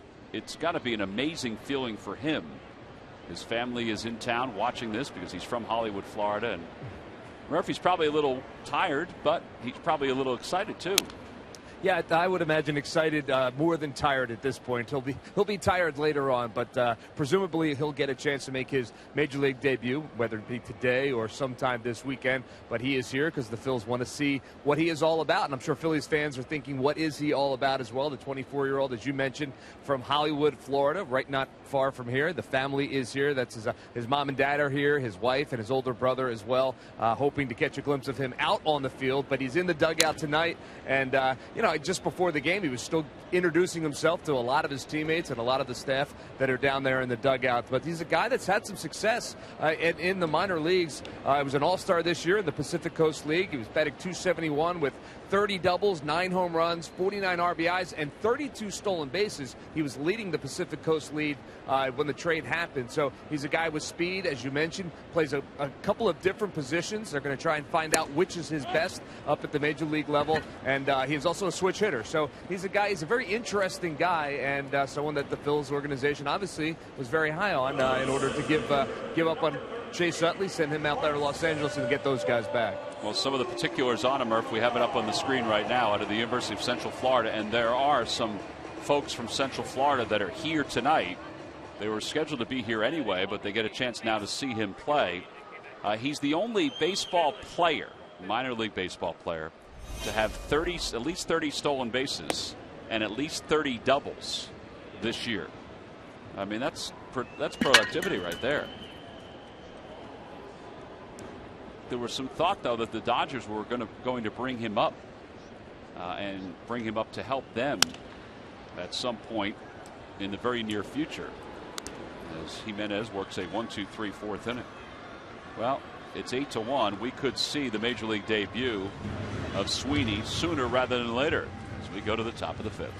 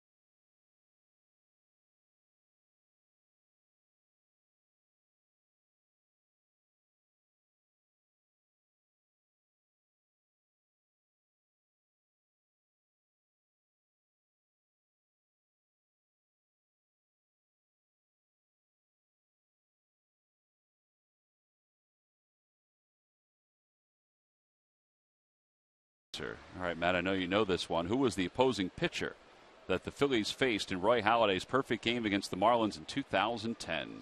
Josh Johnson. Josh Johnson is correct, who pitched a well of a game that night. 7 innings. As Carlos lines one right at Ichiro, one away. I think about 7 innings, 1 unearned run. And Wilson Valdez scored on the ball that Chase Utley hit on the air. Yeah, Cameron Maben, I think, misplayed a ball out in center field that night. Off his glove. Josh Johnson at that point, I mean, how many people thought that he would be a perennial Cy Young candidate? That was before the injuries started to pile up. I mean, how good was he? Yeah, unbelievable. His ball moved all over the place. Well, here is Darnell Sweeney making his major league debut as a pinch hitter for the Phils at the top of the 5th. And it's 1 ball and no strikes. 36 hours ago, 24 hours ago, his family probably thought, okay, he's going to go to the Phillies, so we might be able to see him on the East Coast somewhere. Floats this one out to shallow right field. Gordon goes back. He's under it, makes the catch, and there are 2 outs.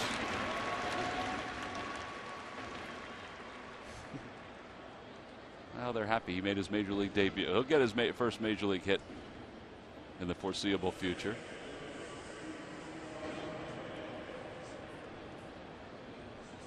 A little smile from D. Gordon as he put that one away. Here's Cesar. Cesar's 0 for 2. He's grounded out twice.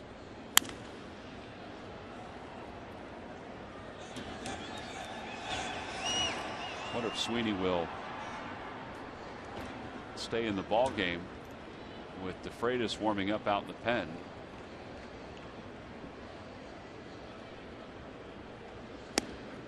Oh, 0-2.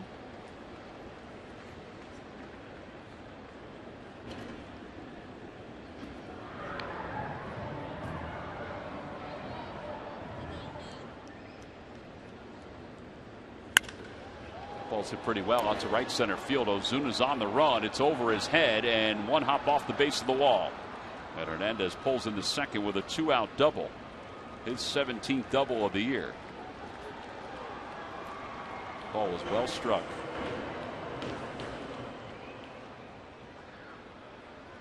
And Andres Blanco's coming up. Hernandez is one of those guys where you say he has a sneaky power. You think he's going to be a line drive guy. Guy hits the ball on the ground. A lot of infield singles. Don't sleep on him. When he gets a fastball to hit or an off-speed pitch up in the zone, he's got some thunder in that bat. And that was loud. And that would have been out a number of ballparks, too. Clock goes 1 for 2. He singled and scored his first time up, the only run for the Phils.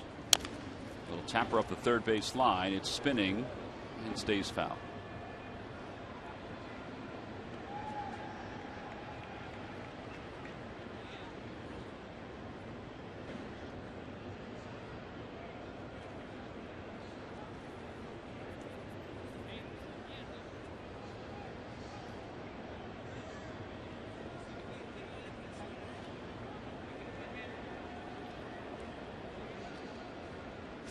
One thing I like about Cesar's double right here, he kept everything closed. His front hip closed. The last couple of games, he's been opening up a little early, hitting a lot of weak ground balls, a lot of choppers. That at bat, that's a bat right there that can lock you back in. You keep that front side closed, elbow tight to the body, let it get deep and drive it to right center.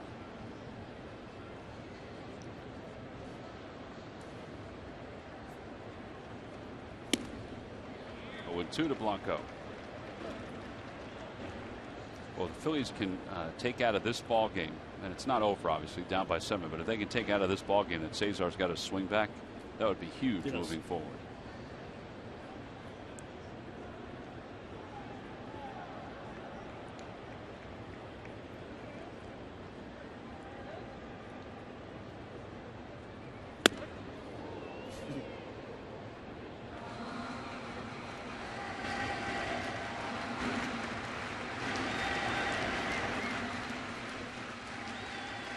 We talk about Cesar, trying to find the swing. Still hitting 279. Mm-hmm.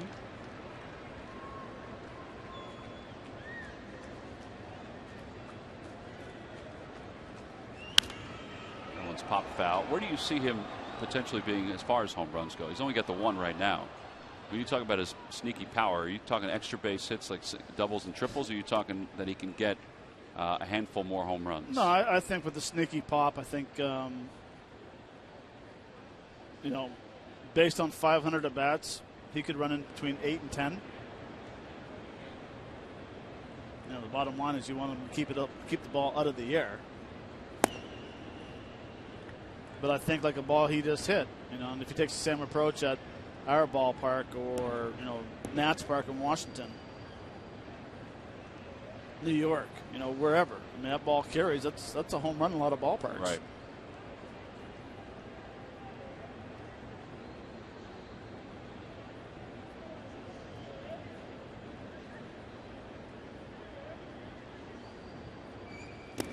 Lays off it. It's 3-2.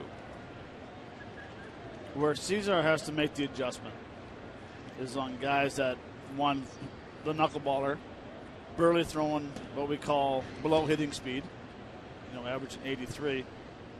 There's not a guy in baseball that can throw a fastball by Cesar Hernandez. I agree with that.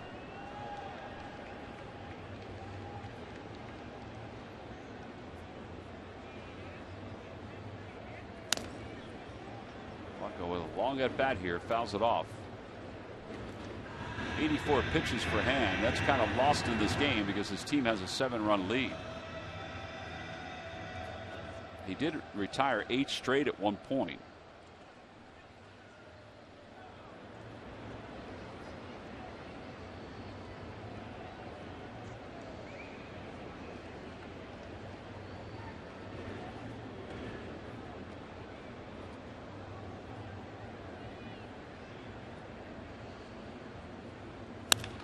Fly ball center field, and Ozuna will wait for it.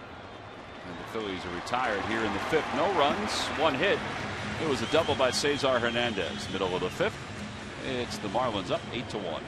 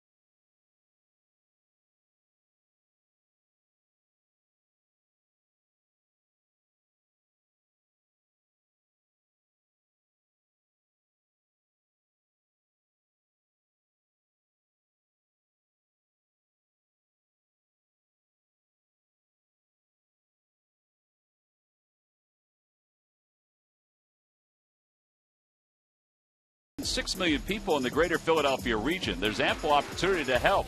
Build houses, volunteer, or be a mentor. Visit citizensbank.com/community to learn more. At Citizens Bank, we want to help you bank better. So the next time you have a question about money, don't keep it to yourself. Ask a citizen. Last of the 5th inning. Cesar Jimenez is done. He did a nice job in 2 1/3. And now it'll be Justin DeFreitas who will take over. Things have not gone particularly well for Justin DeFreitas recently. So maybe he can utilize this outing to try to get that ERA down, but also to try to find some movement and some placement of that fastball. There's no double switch, so the lineup stays the same. And a sinker in or outside and low, 1-0.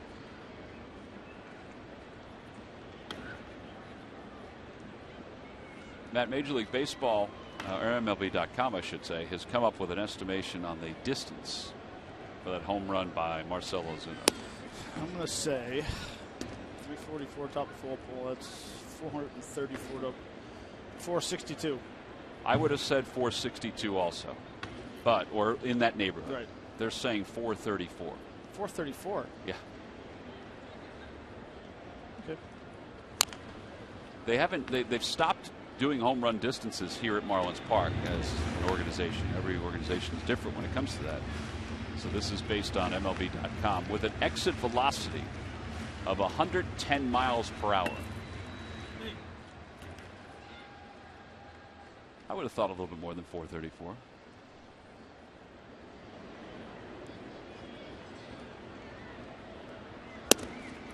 Inside corner, strike 3 to Real Muto.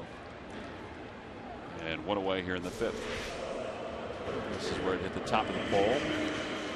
They may be estimating that it was coming down, and then the pole helped it go even farther.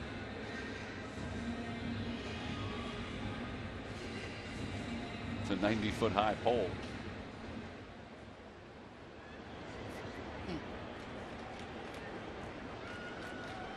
Echeverria, who has 2 hits tonight, an RBI. That one's off the end of the bat, caught by Justin DeFreitas. 2 outs.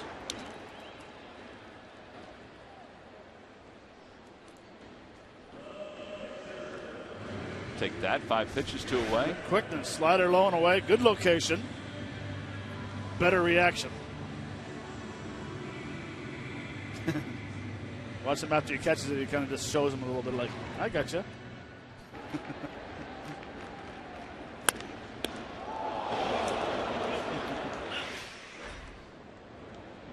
Echeverria probably feels like he just gave away in that bat. 1 ball, no strikes to Brad Hand. Mr. Hand is 0 for 2. Couple ground outs, 1 to third, 1 to second.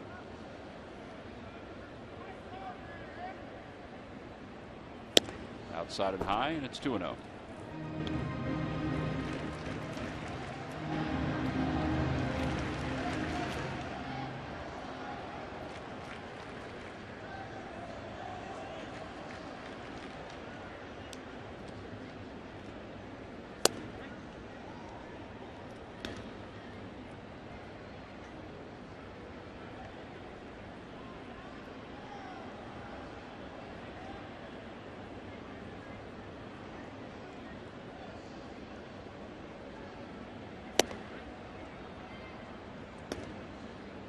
On the Toyota Major League scoreboard, Cubs and the Braves are facing off in Chicago. Anthony Rizzo has hit a 3-run home run for Chicago.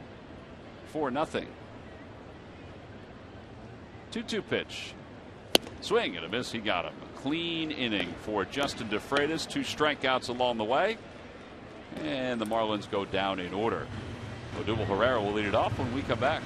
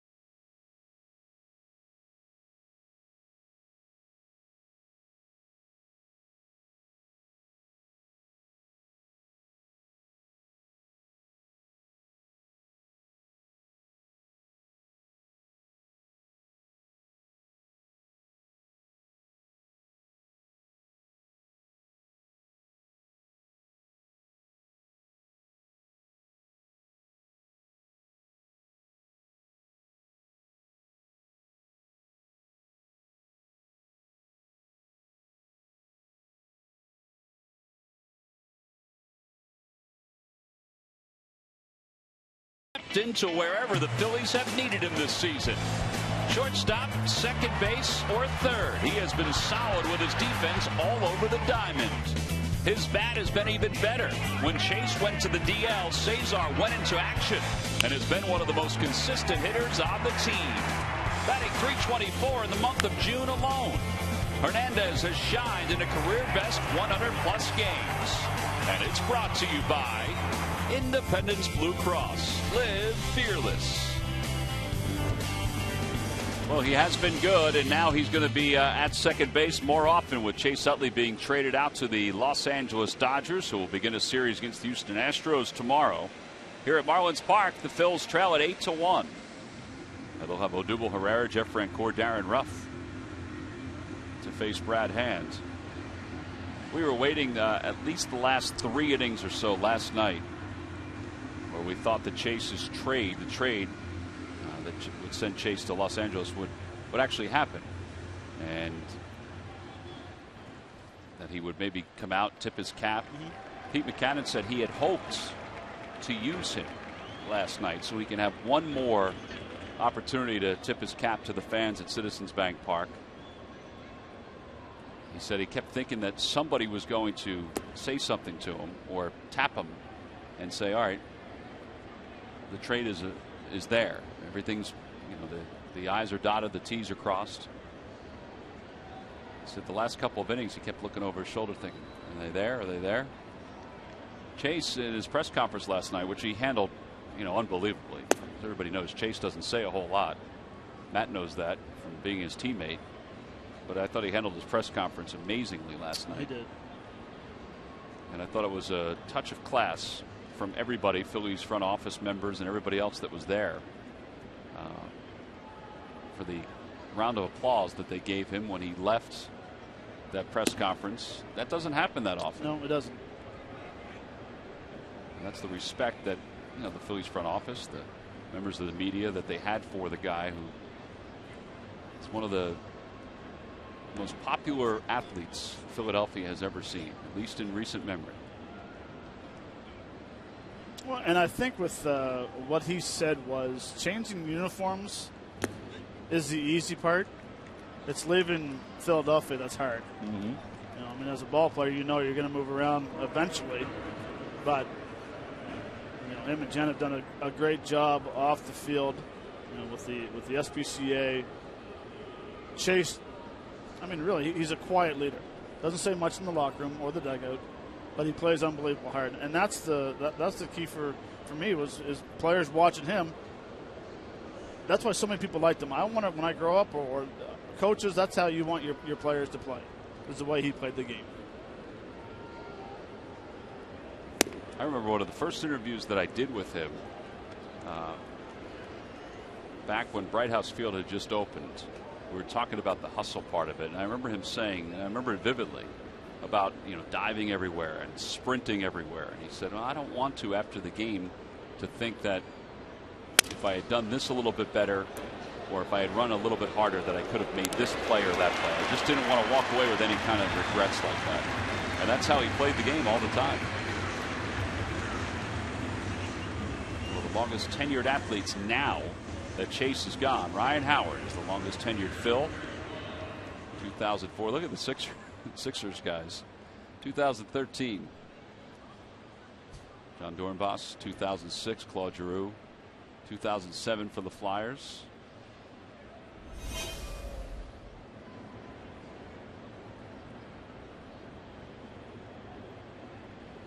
Darren Ruff pulls it over to third. It's a foul ball. What do you think they're going to do with Jack at Dodger Stadium? Chase's pit bull. What are they going to do with Jack at Dodger Stadium? He used to run around Citizens Bank Park, the field, all the time. Chase's dog. Oh. Think he's going to be allowed to run around Dodger Stadium the same way? Well, maybe. You never know. Ether has yoga on the field, so why not have the dog run around? He does have yoga on the field. You're right. If you're going to have yoga, then you can have Jack. 0-2 to Ruff. So hopefully you don't have yoga after he's running around the field.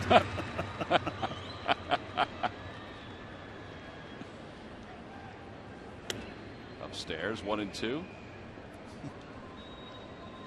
Darren will be followed by Aaron Altair.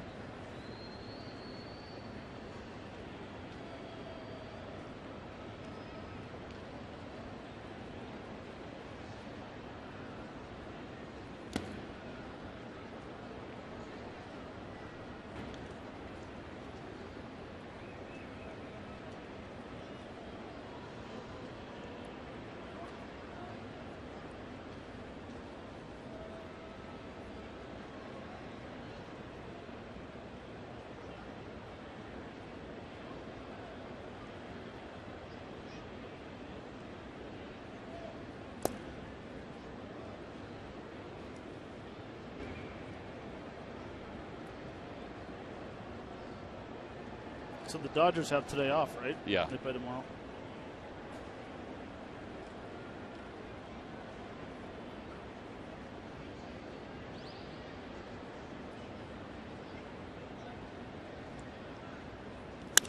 That one's hit sharply to short, but Echeverria to his right. And the sign is retired. No runs, no hits, and nobody left for the Phils. So we played 5.5 here in Miami. Game 1 of a 4-game series.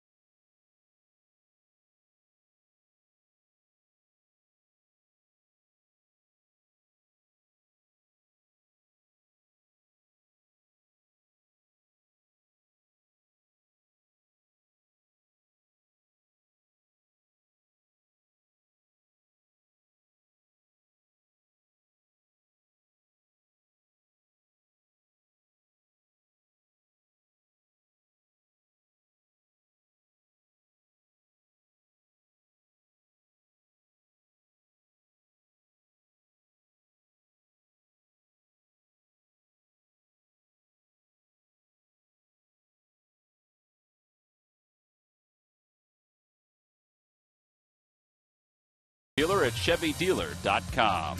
And by McDonald's. Double the love it at McDonald's with a double cheeseburger and small fry for just $2.50. McDonald's. I'm loving it. D. Gordon will lead it off, and he is led off now for the 4th time in 6 innings. So far, he's been on base 3 times. He's moved his on-base percentage to .361. That was the big gripe about him with the Dodgers, that his on-base percentage just wasn't enough. .361 is pretty darn good. Very good. .330 and stealing all those bases would be good. 0-2. DeFreitas retired the side in order in the 5th.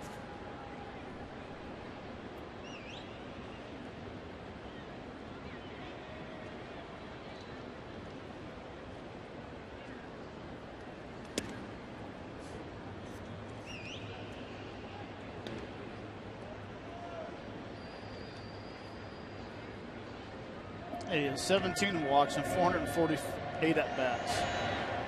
Now you break down the majority of the pitches that D. Gordon sees are fastballs. Same argument that we talked about so often with Ben Revere, why he doesn't walk more, even though he's walked more this year than in past years. Right. They feel like he's not going to hit the ball out of the yard, so they give him fastballs, and he hits them. 2-2 to D. Gordon. You always want to make the Rabbits earn their way onto first base.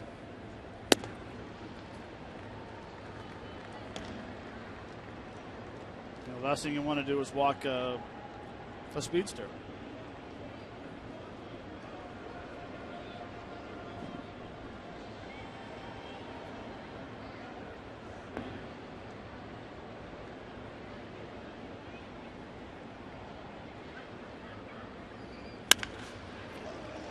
Cesar to a knee.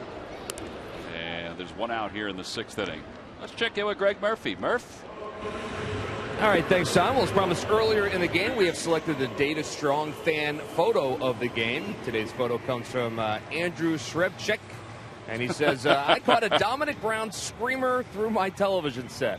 That is very clever. Tweet your strongest fan photo to hashtag Philly Photo Data Strong Fan, and you just might see yourself in an upcoming broadcast, all brought to you by T-Mobile. Now, Tom and Matt, that was not real. I just want to let you guys know. I don't know. It looked pretty real. That was doctored. I'm telling you. Well, he did a heck of a job doctoring it. As Ichiro takes outside, it's 1-0. Now, if we could just figure out what the guy's doing in the stands with the iPad and with the iPhone. Would you like me to go find out? Yeah. Just peek over his shoulder, Murph. I don't know if he'll divulge what he's doing, his secrets. 1 ball, 1 strike to Ichiro.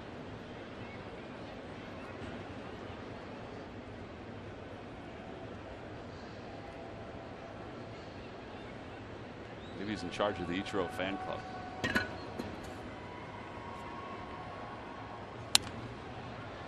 One and two. Ichiro with a base hit tonight has 4,198 base hits in his professional baseball career. 1,278 over in Japan. And 2,920, just 80 away from 3,000 in the big leagues.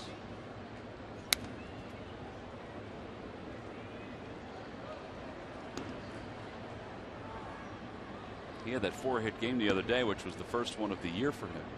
But he has 51 4-hit games during his career.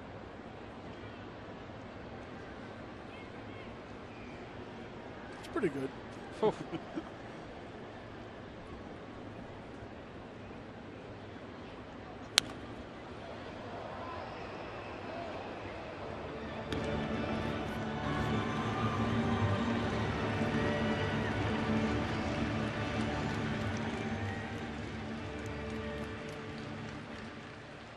Ichiro's bobblehead from the Mariners is featured next to Stan Wheeler's. And that bobblehead display here at Marlins Park, the largest one of its kind. That one's off the hands, and it remains 1-2.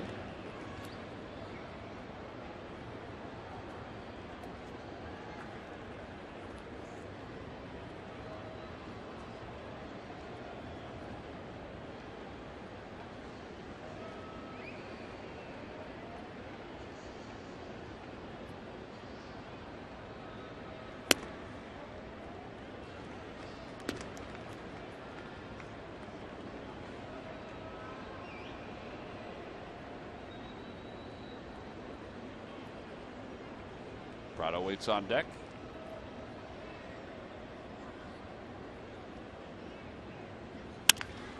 A 1 hopper to Cesar, and 2 outs. Going to Latino Family Celebration Night. It'll be Friday, August 28th, when the Phillies take on the San Diego Padres. Enjoy the foods, music, and dancing of this annual event. Take part in a special live auction inside the first base gate. Proceeds benefiting Concilio in their efforts to provide social services in the Philadelphia Latino community. Order your tickets now and for the rest of the season by going to Phillies.com. Making some Cuban sandwiches here at Marlins Park. Matt, it's too bad we're not in Philadelphia because I know you want one of those. I think we both do. Get somebody to bring one up. Murph? We said it, Murph, all over the ballpark. Yeah. One errand at a time. My goodness. 1-0 to Prado. I figure it'd take you 4 innings to walk out there and 2 to get back. That haul at the left center. Taste of Miami is where you can get that Cuban sandwich.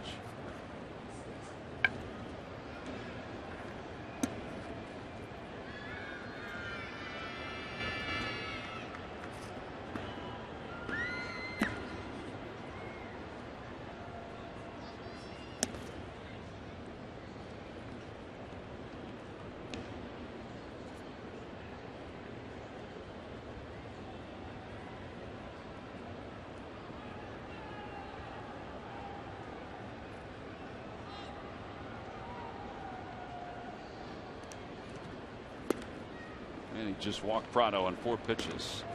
So he retired 5 in a row to begin this outing. And Justin Bour will be the batter for the Marlins.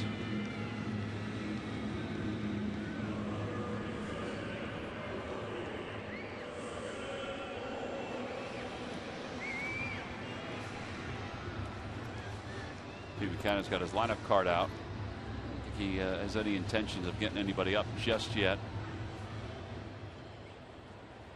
DeFreitas is due up 4th in the top of the 7th inning. Swing and a miss, 0-1.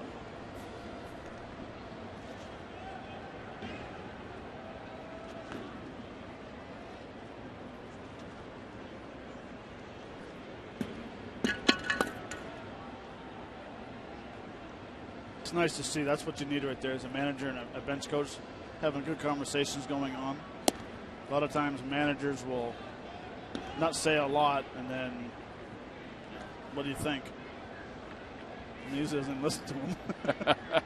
Well, I think with Bo, he can't help but listen to him. Well, and Pete, I mean, he's been a bench coach before, and he realizes that. That one's into right field for a base hit. Prado stops at second. They can help the manager out and make their job a little easier by throwing the little hints out there, or telling certain guys to get ready at a certain time. Yeah, think about Bo, and I noticed this when he was managing, is that he always seemed to be a step or two ahead of the game. Well, that's what you need. You know, it's hard enough for a manager to concentrate on the 9 guys on the field, who's coming up next, yada yada, whatever. But it's the bench coach saying, listen, you know, we got in 5 hitters, we're going to need a pinch hitter. You want me to tell the guys to start getting loose? Derek Dietrich, the batter, and he takes inside 1-0. Phillies down 8-1. The Marlins scored 4 in the first, 4 in the second. There he is, Bo telling Cody Ashley.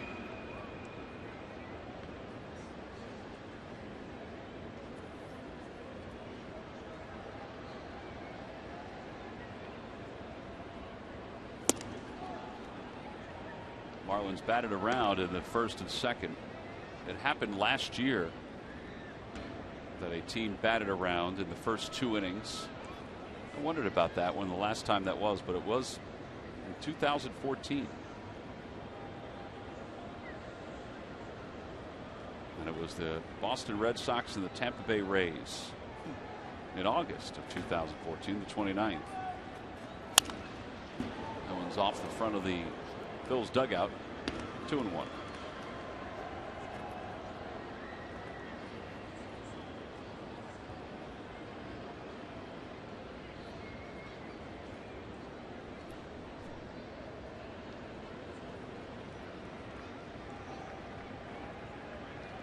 Prado off second, Bour off first.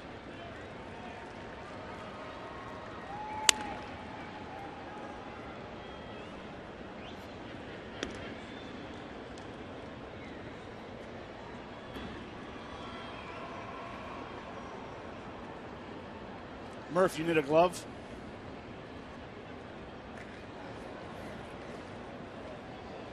I could use a glove or a shield. Shield would be cool. Shield would be kind of cool, yeah. Yeah.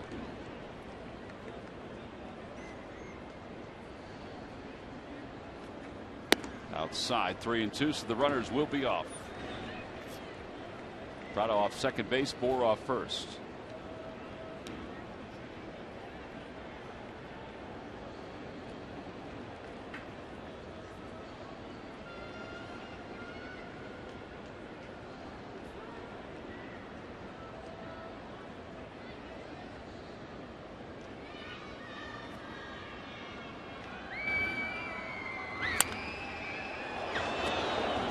Hit a railing as it went flying into the stands and right down the stairway. So Dietrich stays alive. The runners were off, so they'll go back. Popcorn nearly bit it.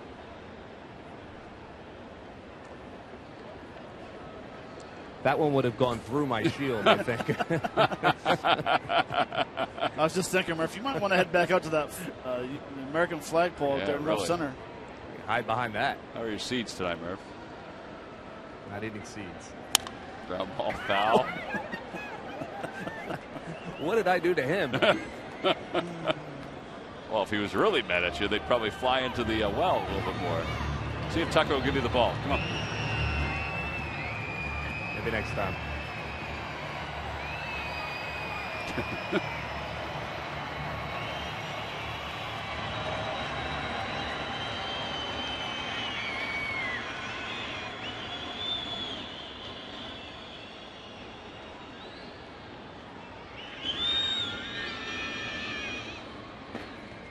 Runners again will be off here. Whoop. And Freitas spins back, trying to catch Prado.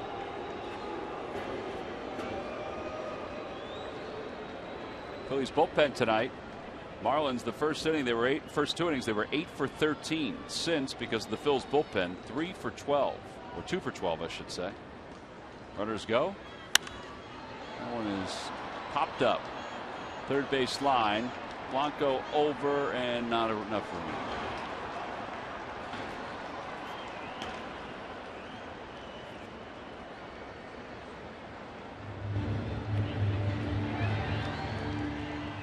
Every time the Phillies pitchers retired, the opposition 1-2-3, which Jimenez did in the fourth and DeFreitas did in the fifth. Comcast will make a contribution to Phillies charities.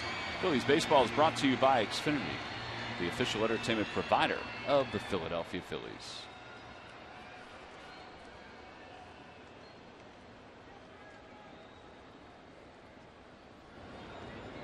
Ball four, so that'll load up the bases. Second walk issued by DeFreitas.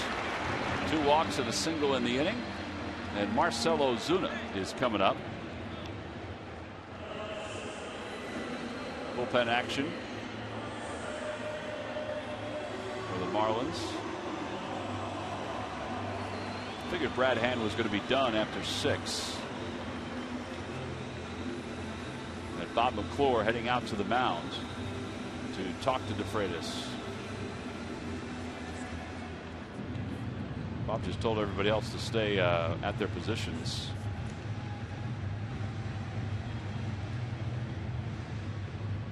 Well, you have to be careful with Ozuna in the normal sense, but you know what? You're down 8-1. Probably have to just go after him. I mean, it may result in something like this, but got to go after him. Yeah, that was back in the second inning. Right off the top of the foul pole. As we found out, it went 434 feet. Giancarlo Stanton on the disabled list. He enjoyed that.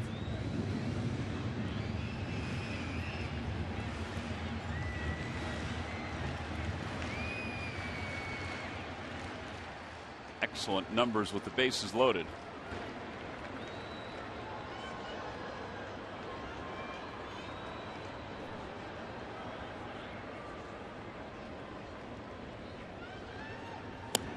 Inside, 1-0. Adam Lowen.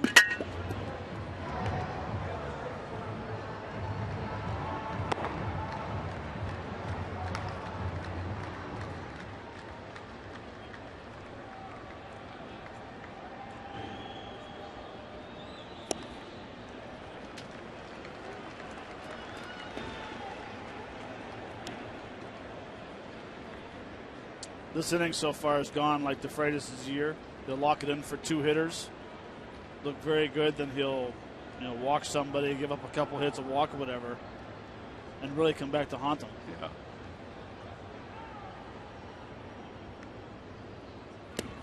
Well, now it's 3-0.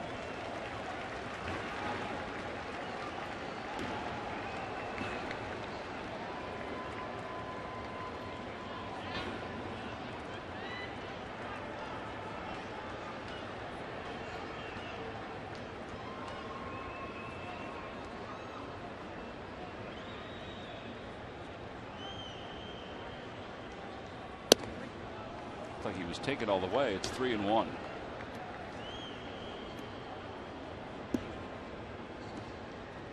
Better be taken all the way. 8-1 the bottom of the 6. You figure 3-0, you're getting the same pitch 3-1. So hopefully he misses it here. Fortunately, he missed it. Showed his numbers with the bases loaded, how good they are. He needs a little Manimoto stick.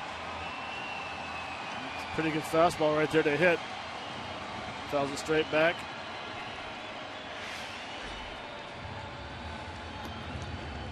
Must have felt like his hand slipped.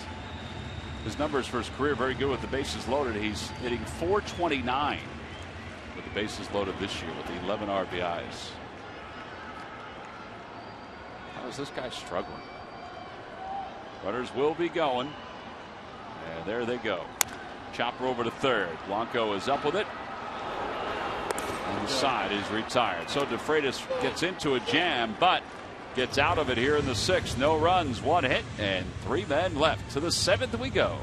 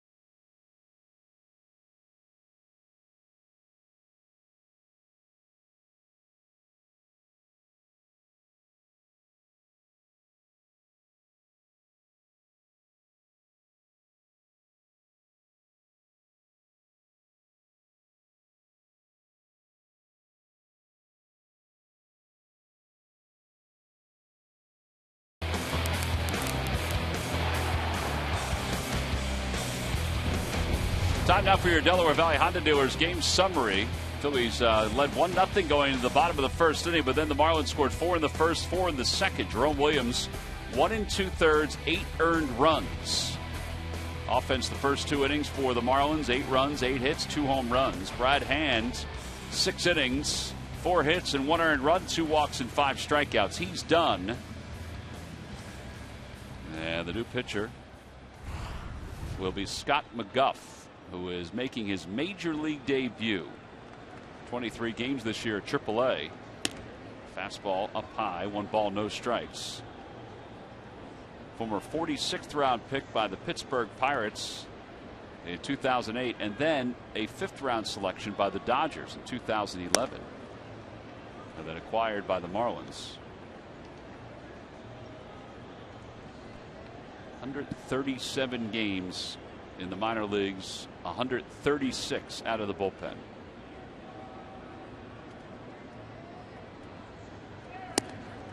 Breaking ball, 1-2.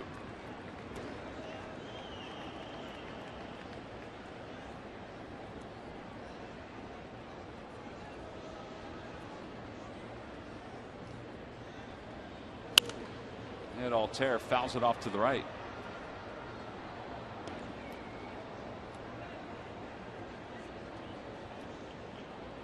Well, for Brad Hand, it was serviceable tonight. And he was given such a comfortable lead that he didn't have to do a whole lot. But he went 6 innings. That was popped foul over the first base dugout. And the count remains 1 ball, 2 strikes.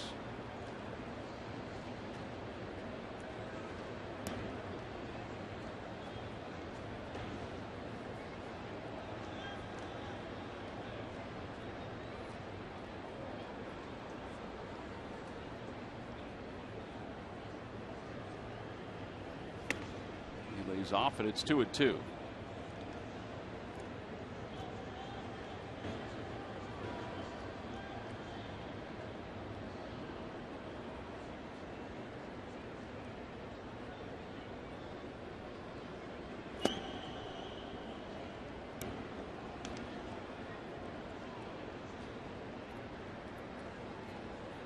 Boy, there have been a lot of 3-ball, 2-strike counts tonight. Yeah, there has.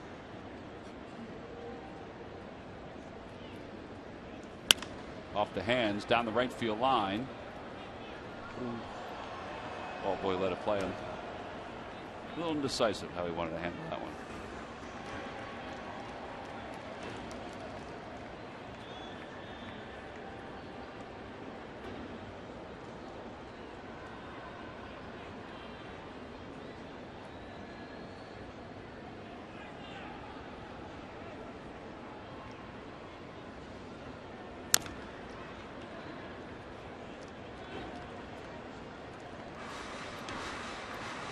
These are the at-bats that you like to see the young kids have when they're coming up, battling, getting some tough pitches, fouling them off. Two-seamer right there, fouling it off. Hoping a mistake's thrown right here. Ground ball, fair, down the left field line. Altair can run. He's going to get to second base at least on this one. And he's there easily with his second double. The Phils have a base runner to start the 7th inning. So that's a good at bat right there. You battle, get in front of a slider, hit down side of the third base bag for a knock. Out in front a little bit, but you've heard Ben and I talk quite a bit. Even though he's out in front of it a little bit, his hand stayed back. Just out the reach of Prado at third base. Yeah, and Prado, even if he'd come up with it, he wouldn't have thrown him out at first. No. So now Galvis, who's 0 for 2 right-handed, fouls back the first pitch left-handed. It's 0-1.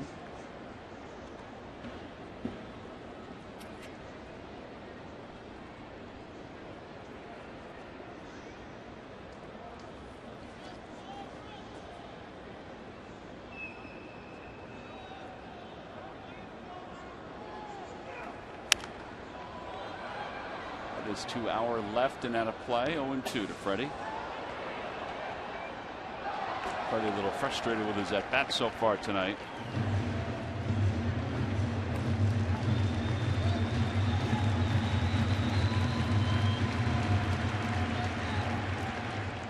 Favorite road city is Miami, but he hasn't really performed well against the Marlins this year.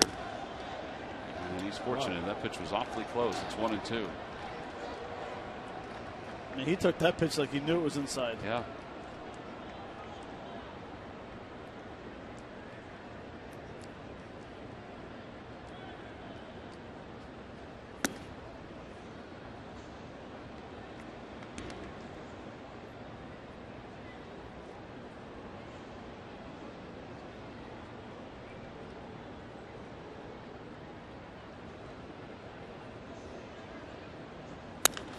Line drive, base hit it to left field. Altair around third, heading home. And Galvis gets an RBI single. It's an 8-2 ball game. Did a nice job staying with that pitch. And Altair scores the run. First run for the Phils since the first inning. Oh, nice job of hitting right there. That's a tough pitch. Pitch low and away. Throw the barrel. You mentioned earlier, Tom, about making contact. A lot of good things happen when you make contact.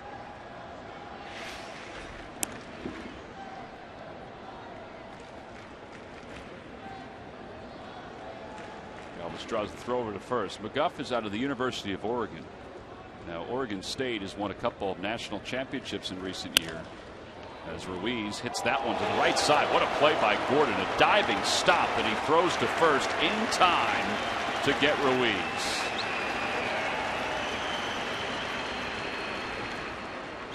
Boy, he is young and athletic. We watched him take so many ground balls on the infield dirt at Citizens Bank Park. He's evolved as a defender, too. That he has, and a play like that is the reason why he's going to be the Hyundai defensive play of the game. Very nice job going to his left, showing some good range. Very quick first step. No panic, and once again, it always comes back to get a catcher. That's why that's your Hyundai defensive play of the game, brought to you by your local Hyundai dealers. Well, Dominic Brown will now bat with a runner in scoring position. This inning would look a whole lot different with runners on first and third and nobody out. Inside, 2-0. Mentioned that McGuff went to the University of Oregon. Oregon State's won a couple national championships. Well, Oregon just reinstated its baseball program not too long ago. So McGuff is the first guy to reach the major leagues from that program since it's been reinstated. Drafted at a high school by the Pirates, as we mentioned, but drafted as an infielder. He's got a pretty free and easy delivery. He does. Very easy. Marlins got him from the Dodgers in the Henley Ramirez trade.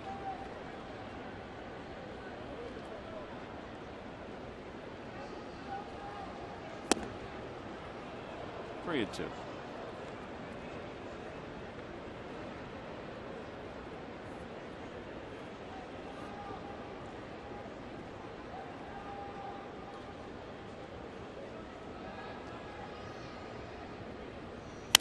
That one's hit sharply past Juan Samuel.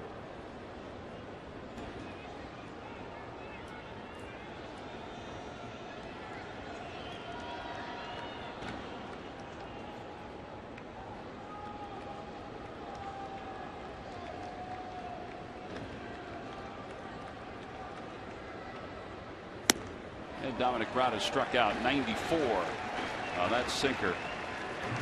First major league strikeout for McGuff. He'll keep that baseball. And there are two outs, and top of the order, Cesar Hernandez is coming up. See that scar on the inside of McGuff's right arm. One of the many that's gone through surgery of that elbow.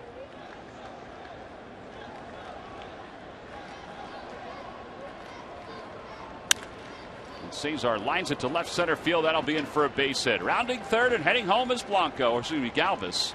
It's an RBI single for Cesar Hernandez. He's 2 for 4, and it's now an 8-3 ball game. Well, why not? You mentioned it earlier, Tom, about him hitting that double to right center. Maybe he could find the swing off that. I like the fact that he hit the ball to left field on an off-speed pitch. He is that foot. He doesn't really lift that foot up. It's just like a little turn of the foot. Well, Blanco 1 for 3 with a run scored. Takes a fastball wide. Looks like the Marlins are going to get bullpen action again.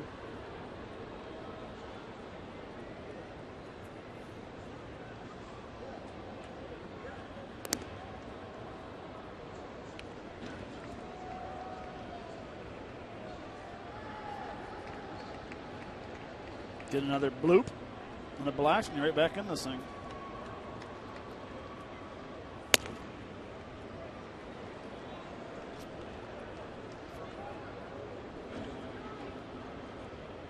Always thinking positive, Tom.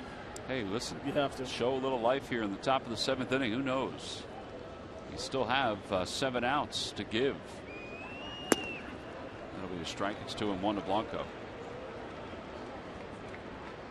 Brian Morris, the right-hander, warming in the pen.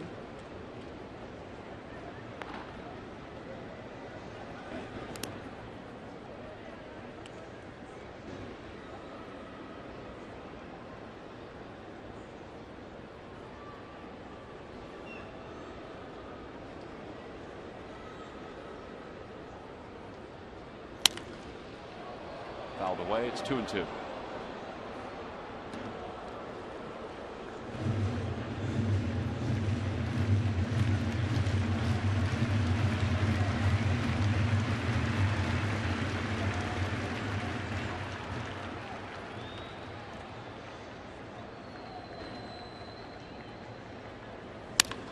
Line drive, base hit it to right center field. Hernandez will go to third.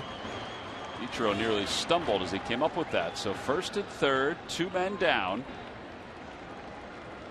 And Odubel Herrera will be the batter.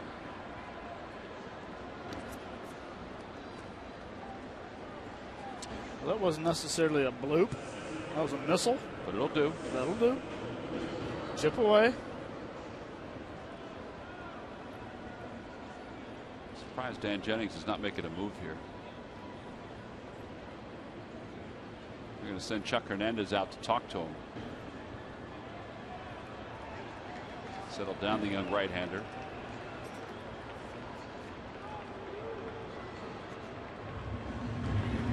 Such an interesting situation with Dan Jennings taking over as the manager of the Miami Marlins, the general manager. And when they fired Mike Redmond, there was a lot of rumors that it would be this guy or that guy. Ozzie Guillen was even thought of because they're still paying him. And then Dan Jennings, who's the GM, steps into the dugout, never managed anything above high school. And people wonder, all right, well, what's going to happen at the end of this year? Is he going to take over again as the general manager? Because he's not going to manage after this season. And he's had some bumps in the road. The other day, he nearly went out to the mound to make a double switch when he'd forgotten you have to go to the home plate umpire to make that double switch. But do you think now he sees how tough it is to be a manager at times? And I would think he'd relay that to the ownership. You would think, if the ownership would listen. Well, Odubel Herrera will bat with runners on first and third.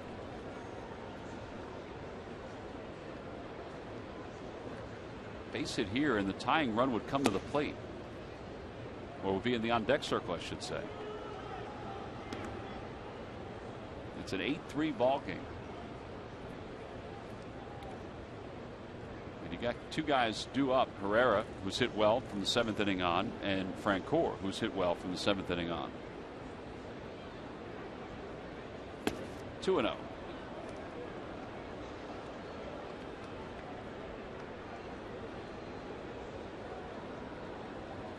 Crazier things have happened in this wonderful game of baseball.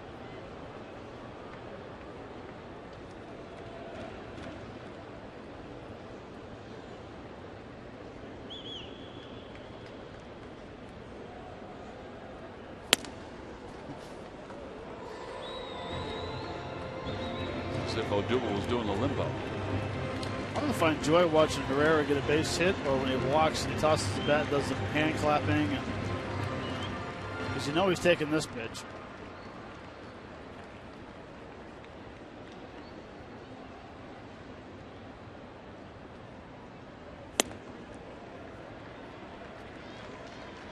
He wants that same one again with the count 3-1. Yeah, and I like the take because he went through the motion like he was going to hit, and he still keeps his timing down. A lot of guys will just stand there, do the pitcher pose.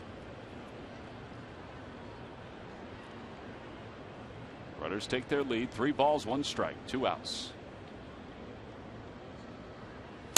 Opposite way, another base hit. Hernandez will score. Blanco's on his way to third. Odubel's going to second. They're going to hold Blanco at third base. And it's now an 8-4 ball game. The Phillies have runners on second and third with 2 men down and Jeff Francoeur due up. El Torito is in the house.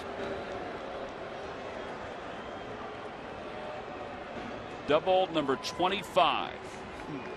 The record for a rookie is 39. Dan Jennings will make a double switch. Good pitch. Better piece of hitting. Fastball way off the plate. Might have been ball 4. But just like Freddie Galvis, goes with the pitch and drives to the left field. Well, there's Odubel pulling in second base, and there's the horns. Horns are there. All right, so pitching change. A new outfielder, Cole Gillespie, coming in. We'll be back right after this.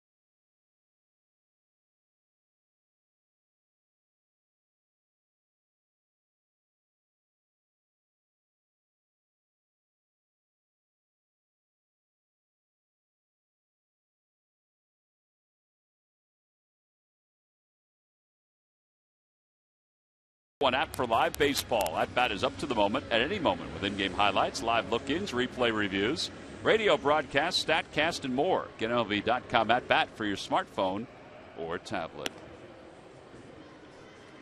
Now, McGuff is kind of the lonesome soul in the dugout right now. Not too many people have said much to him. Chuck Hernandez came over, tapped him on the leg after his major league debut came to a close. He's allowed 3 runs so far, but he's responsible for the 2 runners in scoring position. Jeff Francoeur will be the batter. Brian Morris will be the new pitcher. Cole Gillespie is on to play left field. Morris 4-3 with a 2.72 ERA. Francoeur with 2 hits today.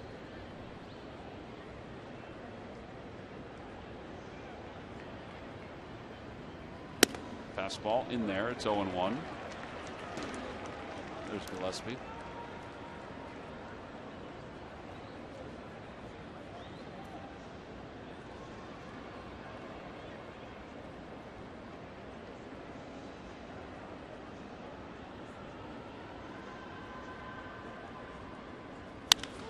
Out towards center field. Playable for Ozuna, who stepped back, now comes in. And the inning is over. Phillies, though, do scratch 3 runs. They sent 8 men to the plate. That young man finished his major league debut. He will stretch here at Marlins Park.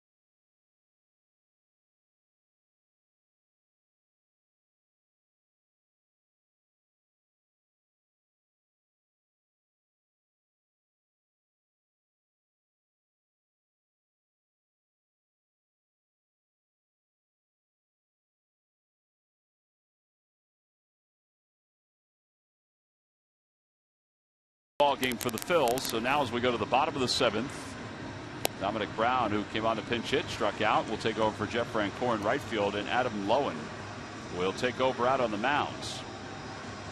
JT Real Muto will be the first batter Lowen faces. 10 strikeouts in 5 innings for Lowen. Adam's big issue has been the number 6 right there. The 6 walks that he's issued. He's had good velocity.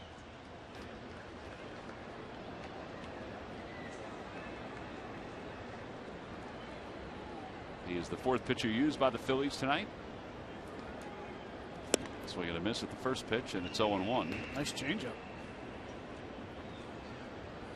Not very often you see a lefty that throws extremely hard pulling a string on the first pitch. It's all about scouting report. Real Muto walked his first 2 times up when the Marlins sent 9 men to the plate in the first 2 innings. It's hard to do.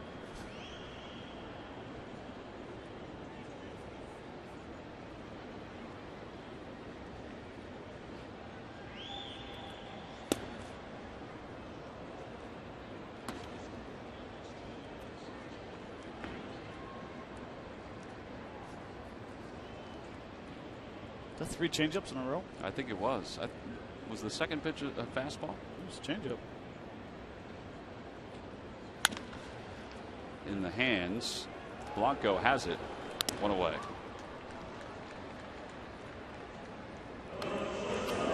And here's Echeverria. Echeverria will be followed by Gillespie. He is batting in the 9 spot.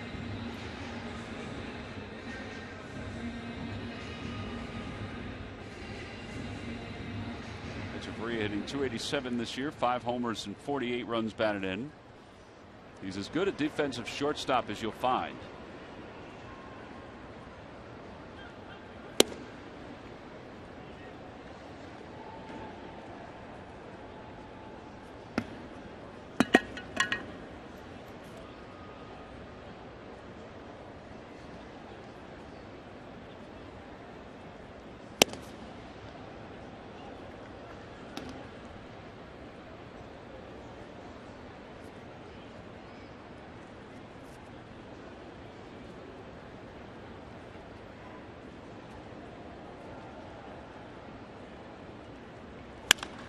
Down the right field line, that'll slice out of play,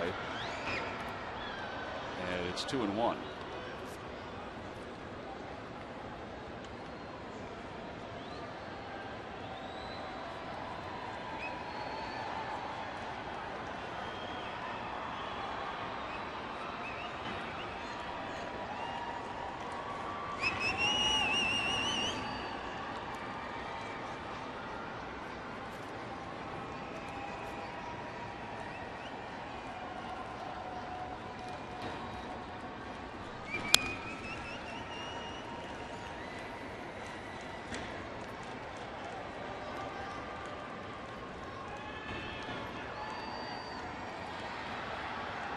Be interested to see the more he pitches, feel more comfortable being able to pound the strike zone with all the pitches.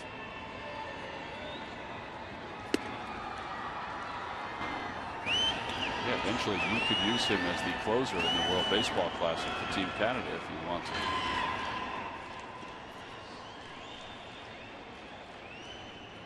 Lefties are a commodity, and he's got a live arm, even with all the transition that he's made. Playing the outfield for a few years. And it's not a bad thing. I mean, I guess it depends on who you ask. If you're asking a left-handed hitter, it's not a good thing that he's a little wild, because it makes it feel like an uncomfortable at bat. As long as he can get back to the strike zone in enough time. Exactly. You know, is he going to be able to? Is he going to buzz one under my chin and then paint me low and away? Not a good feeling. 3-2 pitch. And ball 4. And just missed low. Phillies' favorite sports blog is now a TV show. Tonight, the Eagles get schooled on their Madden player ratings. And Jason Kelsey taste tests the Chip Kelly sandwich. That and so much more in the 700 level show, hosted by John Gonzalez. Tonight at 10:30 over on the Comcast Network. John is not hosting from the Clevelander. So Gillespie bats for the first time, hitting .328 on the year, a home run, 13 runs batted in. Slider in there, 0-1.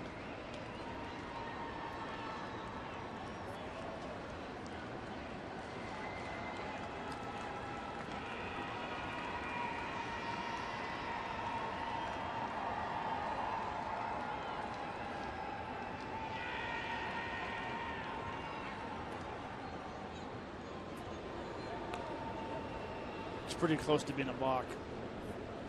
Well, he's still working on that. Yeah. Trying to get it back to where it was.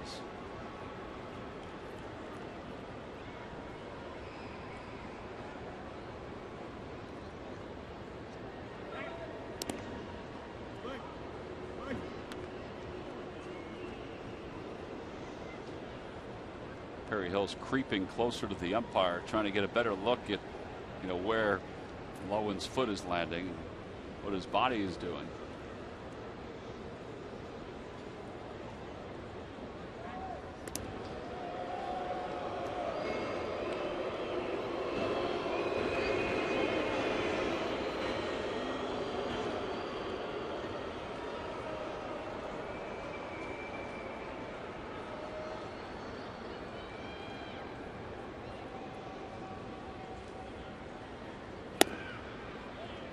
Inside and low, 1 ball, 1 strike.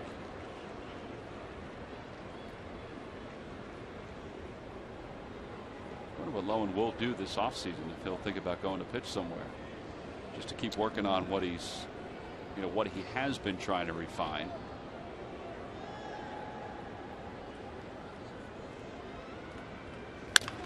Toward the hole, flag down by Blanco. What a play to Hernandez for 1, over to first, around the horn. That is a big time 5-4-3 double play started by Andres Blanco. No runs, no hits, and nobody left. So we've already done our Hyundai defensive play of the game, but we can add this one right here to that category. And Hernandez a strong throw to first to finish off that double play.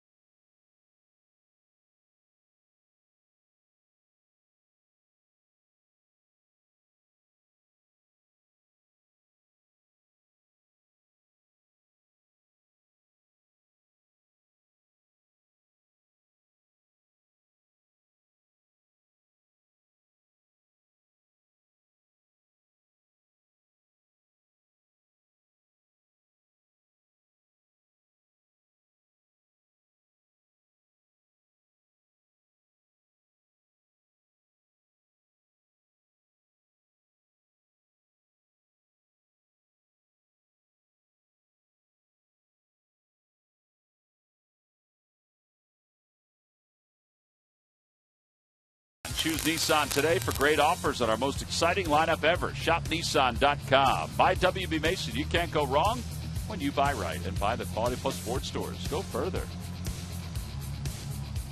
From Marlins Park, where the Phils trailed at 8-1 at one point, it's now 8-4.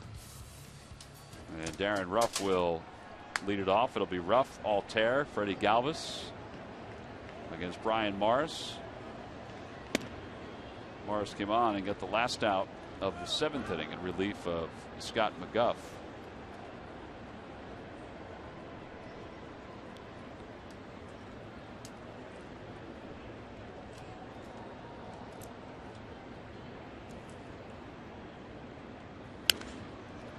One ball and 1 strike. Altair waits on deck.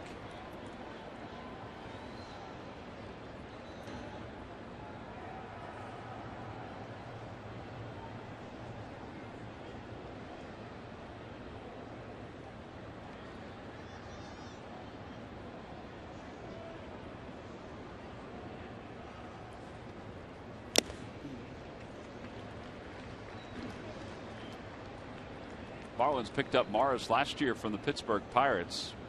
Pretty serviceable right-hander. 2.70 earned run average.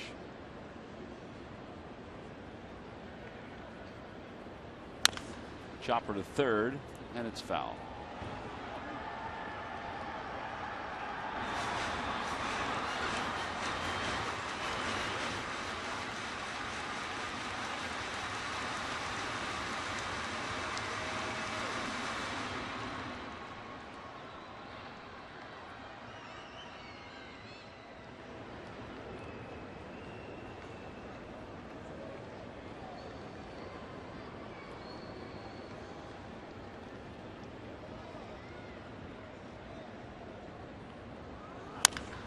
Over to third, a big hop for Prada. He's had a couple of those tonight. They had one away here in the 8th inning. Aaron Altair is coming up. It's time for the Major League Notebook. Murph? you very much, Tom. Brought to you by St. Joseph's University. And the San Francisco Giants were rumored to be in the mix for the Chase Utley services, but instead they're going to have another former Phil join their team. They got Marlon Byrd today, traded over from Cincinnati. Hunter Pence is on the DL, so he'll serve as a bat and another outfielder for them as he gets healthy. Byrd had 19 home runs and 42 RBIs for Cincy so far this year. And the Royals are going to get a big piece of their puzzle back soon. Alex Gordon, who has been on the disabled list with that bad groin since early July, is going to start his rehab assignment this Saturday, and he'd expect that he'll be back on the field by September 1st as the Royals make another push for the postseason. I think they're going to have it locked up right now, currently 14 and a half games in front in the AL Central. So, you can't take anything for granted, but I think they're in good shape. But they'll get Alex Gordon back, of course, an all-star and a Gold Glover as well. So another big piece for them as they make their push. Guys? Best record of the American League. They have the ability to be as patient as possible with Alex Gordon's injury, and why not? They want to make sure that he's 100% before he comes back fully. They were really worried that was going to really hurt their chances to win the division, but since he's gone down, they've pulled away from the Minnesota Twins, who are now under 500.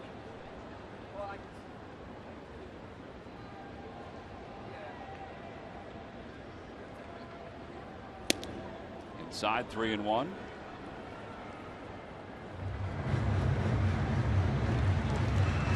Altair in his last at bat, it was a 10-pitch at bat, and it resulted in a double that began the rally for the Phils in that 7th. Which is nice to see from some young players. Keep on battling, keep going. Off the end of the bat, up the first base line, and it goes foul.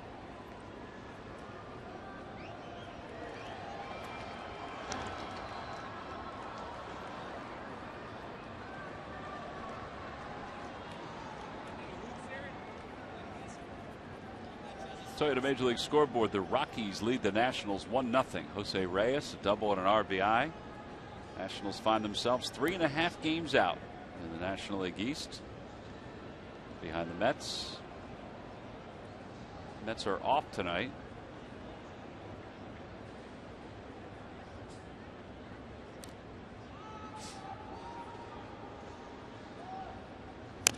Another foul ball.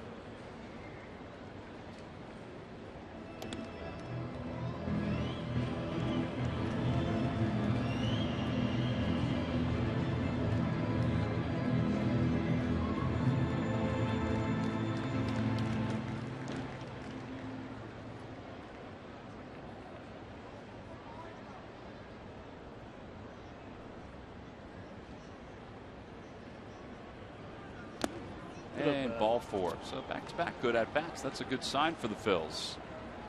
Phillies Fantasy Camp is the sports experience where anything becomes possible. January 20th to the 24th, 2016. Join a lineup of Phillies legends like Mike Schmidt, John Kruk, Greg Luzinski, Milt Thompson, and so many more for coaching, camaraderie, and baseball like you've never played it before. You can also take part in a 1-hour hitting clinic with Mike Schmidt.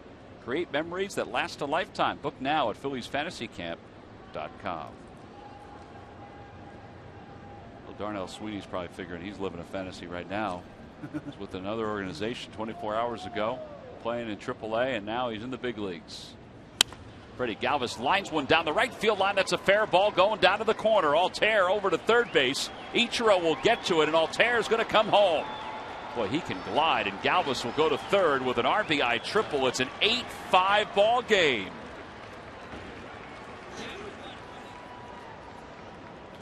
Well, as bad as the first 2 innings were for the Phillies, these last 2 innings have been rather productive. Well, they've been having some very good at-bats. Once again, cutter inside. Freddie Galvis last at bat hits the ball down the left field line. This time it turns on a cutter for an RBI triple. Altair kicking it in. I mean, that's an easy stride. Easy stride. Me, I'm just getting to the third right nap. Now as Hernandez gets to the mound, or now we're... Both, and I'm just hoping that Mizrock's holding me up a third. Well, now the Phils have a chance to push another run across the plate and make this a 2-run game in the 8th inning. Carlos needs to put this ball in play.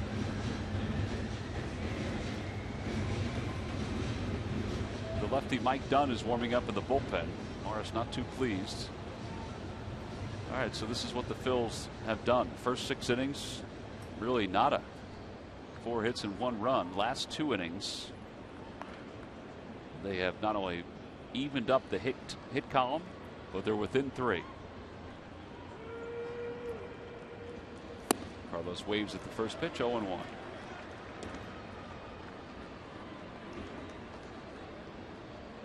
Just need a base hit, Chooch.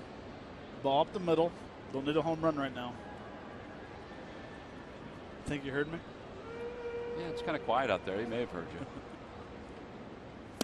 Lays off. They tried the same pitch. This time he watched it go by. 1 ball, 1 strike.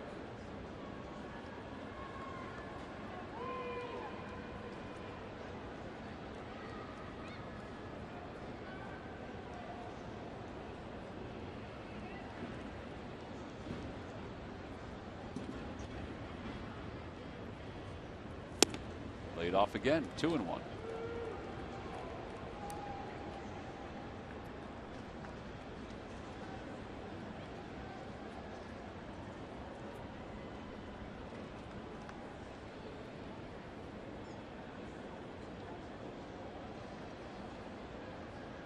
Two balls, 1 strike.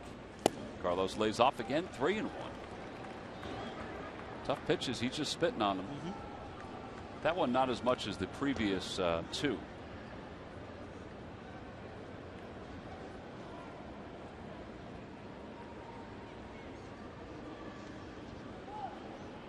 Carlos lines it to left field. That'll get the run home, and Gillespie can't get to it. He'll play it on a hop. It's an RBI single. Galvis crosses the plate. It's an 8-6 ball game, and the tying run is coming to the plate.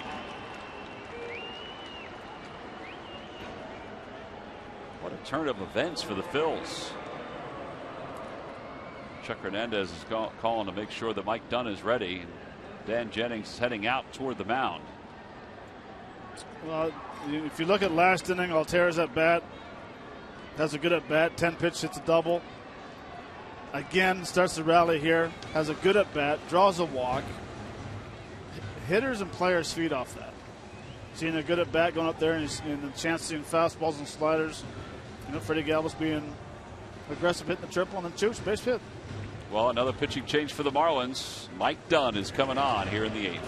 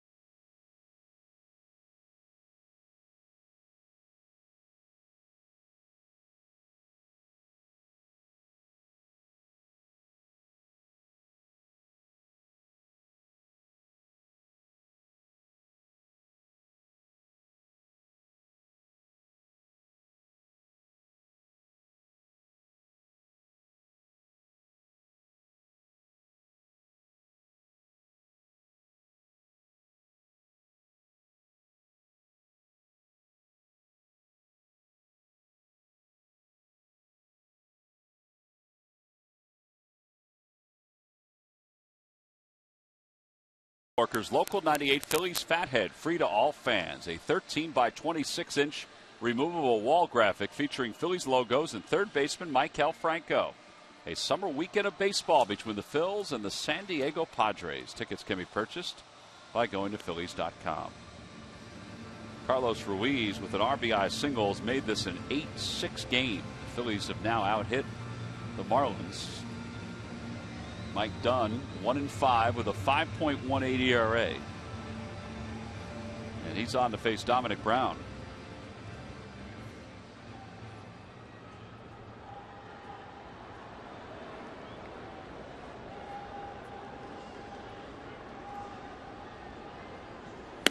First pitch fastball up and away, 1-0. Dominic struck out his first time up as a pinch hitter.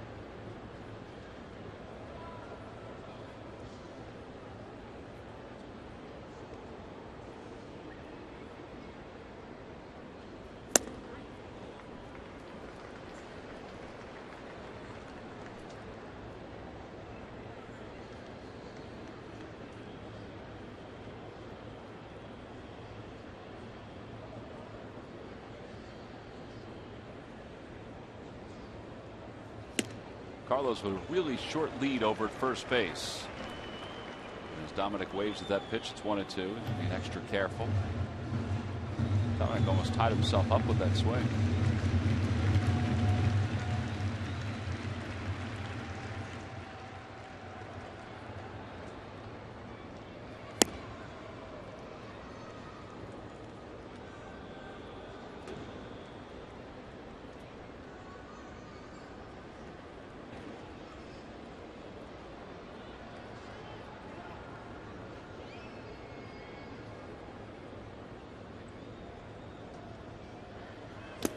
Three and two.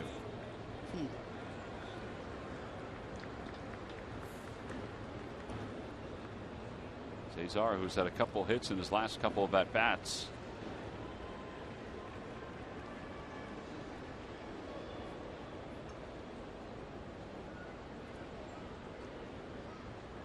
I mean, you would think it'd be a fastball away coming here.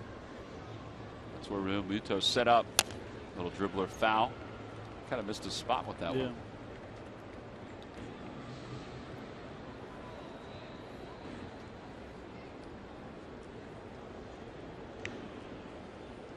Phillies bullpen tonight. They've been huge. No runs in 6 1/3. 5 strikeouts. Meanwhile, the Marlins bullpen, 5 earned runs. Outside ball 4. And that puts runners on first and second. And Cesar Hernandez is coming up. So the top of the order is coming up for the Phils.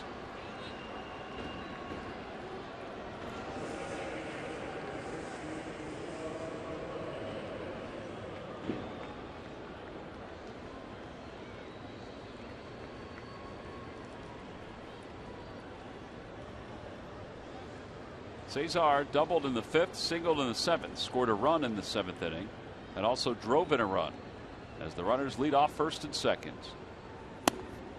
1 ball and no strikes. Now Realmuto out to talk to Dunn. It's amazing how you can see the momentum sort of creeping from one side to the other. Well, it's impressive that the Phillies have not given any at-bats away. I mean, they really haven't. Second inning, third inning, they swung at the early pitches after they scored 8 runs. But all of a sudden, something's kicked in, and they're having good at-bats now. Yeah, the 3 runs they scored in the 7th inning. You mentioned Alter's at-bat to start it. 10-pitch is at-bat in this inning, too. Both were very good.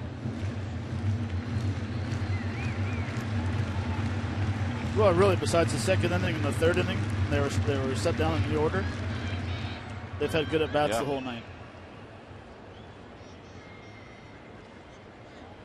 1 ball, 1 strike.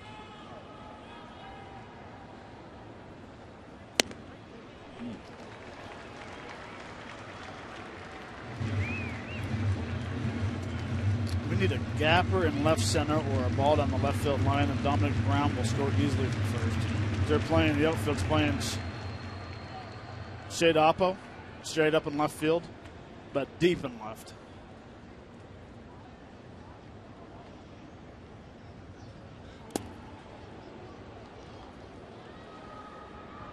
Elvis Araujo in the bullpen.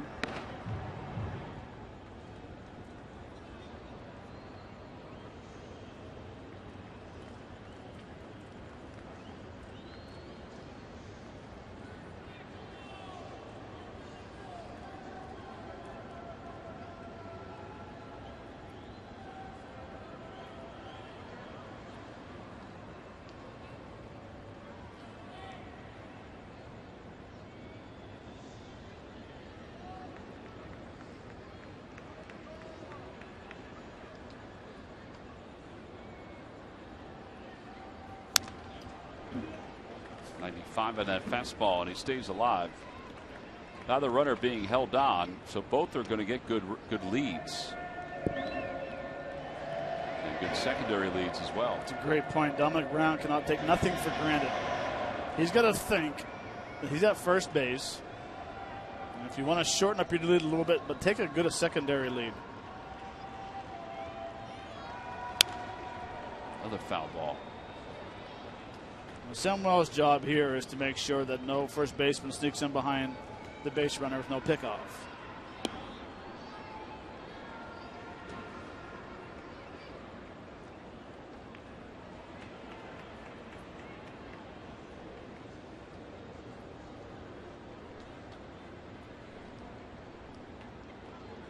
Two balls, two strikes. Swing and a miss. He got him. Something that cut inside. And there is the second out. Andres Blanco is coming up.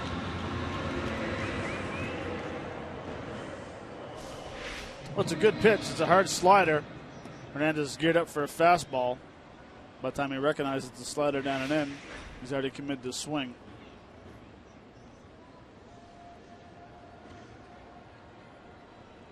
Blanco has 2 hits tonight. That has raised his average to 299, 2 for 4.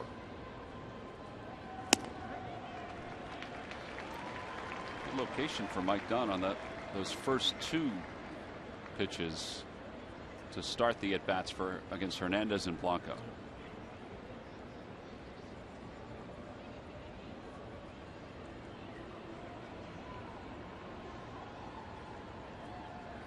Ground ball softly to the left of the mound. Dunn's got it. Hesitated for a moment, but still throws out Blanco. Side is retired. Phillies do get a couple runs here in the top of the 8th inning. So we'll move to the bottom of the 8th. It's a ball game again. The Phils down by 2.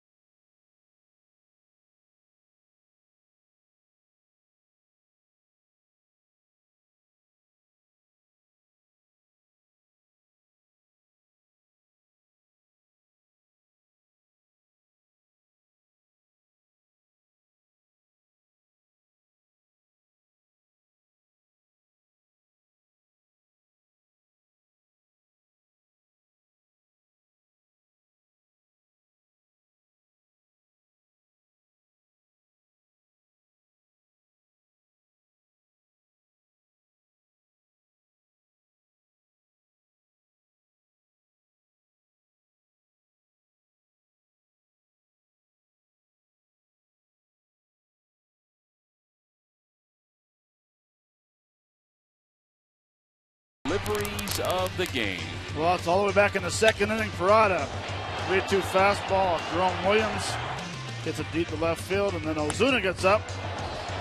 Absolutely crushes this one off the top of the foul pole, going 434 feet, eventually ricocheting off the windows. 2 big hits in the 2nd inning. That's why that's your W.B. Mason deliveries of the game. All right, well, since then, the Phils have had some deliveries of their own. They've made it a 2-run game. It's 8-6 as we begin the bottom of the 8th. Adam Lowen stays in and delivers a slider for strike 1 to D. Gordon. Gordon has been on base 3 times tonight. He grounded out sharply his last time up.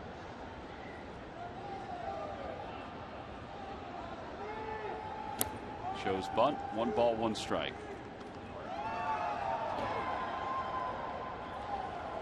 See the advertisement back behind home plate when you see Lowen come ready. But the All-Star game will be here next in 2 years, 2017. Now, by then, the Marlins could be winners here in South Florida.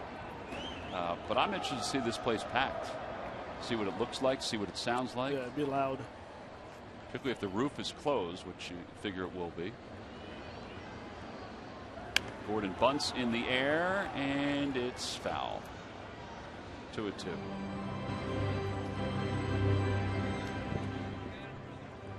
Roof is normally closed at this point. 85 degrees currently outside. And, of course, in the 90s today. It'd be interesting to see a home run derby here. Who cares about the game? I want to see some balls go out the back window. Straightaway center, 502 feet.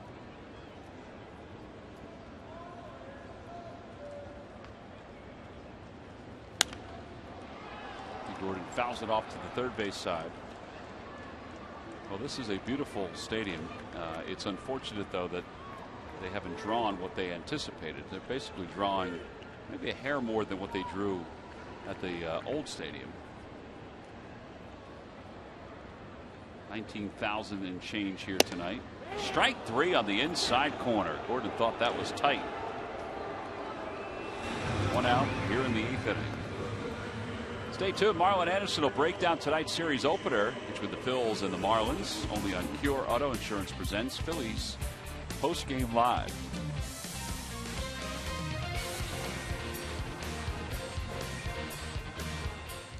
Marlon have a lot to talk about. Here's Ichiro. Ichiro has a base hit and a run scored.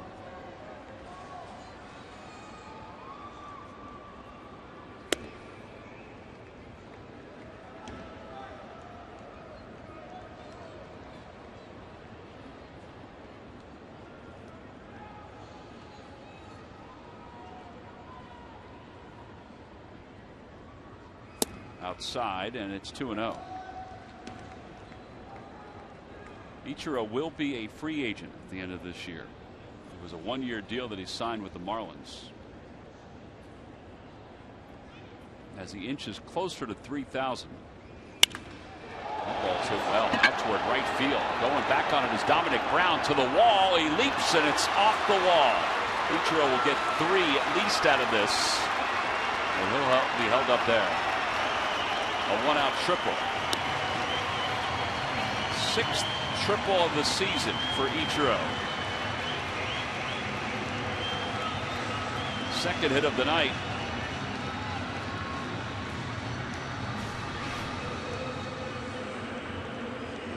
Let the little guy fool you. He's got some thunder in that bat.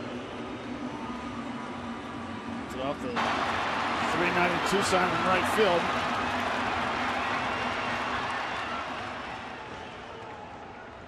Gordon's waving him on. He wanted an inside the park home run. 91 career triples for Ichiro. The Phillies will have to play the infield in with Prado coming up. Takes high. It's 1-0. Anyway, the interesting thing that will be at the end of the year, A, what will the number be? Where will Ichiro be sitting as far as hits go before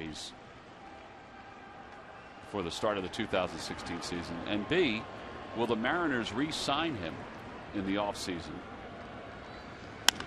Fly ball right field. And that will get the run home. Dominic Brown's going to give it a try. Ichiro will head home and throw to the plate. Not in time.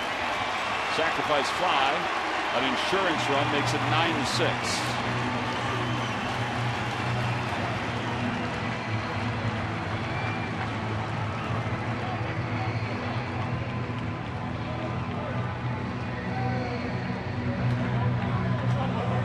Good point, Tom. I mean, he's what, 29-21, 2,921 hits right now. So you figure he's going to get 20 more, at least 20, 25 more the rest of the season. I would agree with that. So even if he was a 4th outfielder for the Mariners, and we don't know what their situation is, could he get it there? It would be a pretty neat story. Board takes outside and high, 1-0.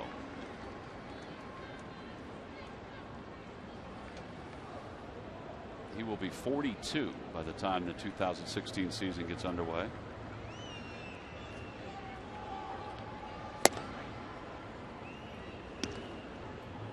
Well, that's the first run allowed by the Phil's bullpen in 7 innings of work tonight.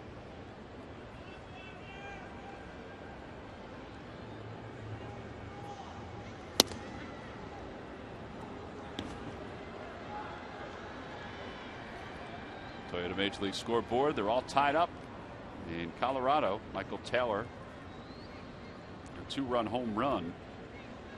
Only 3 hits for the Nationals. Swing and a miss, and the side is retired. But a big insurance run for the Marlins after the triple by Ichiro. He scores, and the sac fly by Martin Prado will go to the 9th inning. The Phillies down by 3.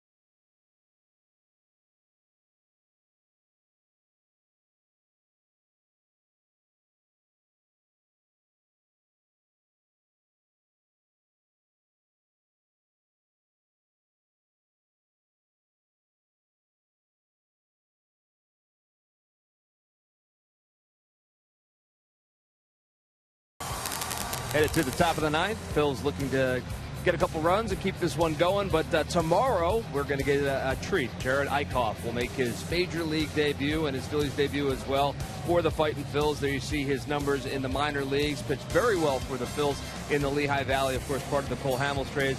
He'll be faced by Kendry Flores for the Marlins, making his 7th start of the season. Guys, I know you guys are looking forward to see what Eichhoff can do, and I know Phillies fans are as well. Yeah, we watched him meet his teammates today, meet with Bob McClure, go over the scouting report. He's a big kid, and since he's been acquired by the Phillies, he's had a good time down in Lehigh Valley. His numbers are very good. We go to the top of the 9th inning. A big insurance run for the Marlins on the triple by Ichiro. A.J. Ramos will take over. You know, the thing about that triple, we didn't even mention that if Dominic had played it off the wall a little bit cleaner and kept it to a double, that run wouldn't have scored. Here's Odubel Herrera, who takes on the outside corner. It's 0-1. That's a big insurance run for A.J. Ramos, the closer for the Marlins.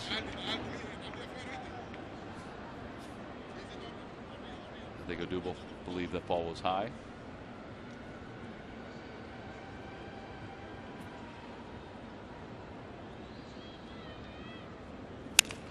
Tapper foul, and it's 0-2. It'll be Odubel, and then Cody Ashe is a pinch hitter. And Darren Ruff.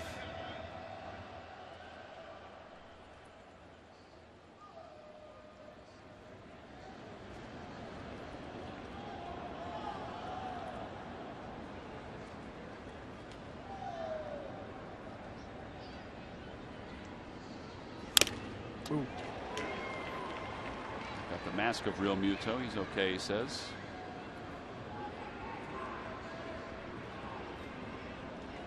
Ryan Howard is lurking.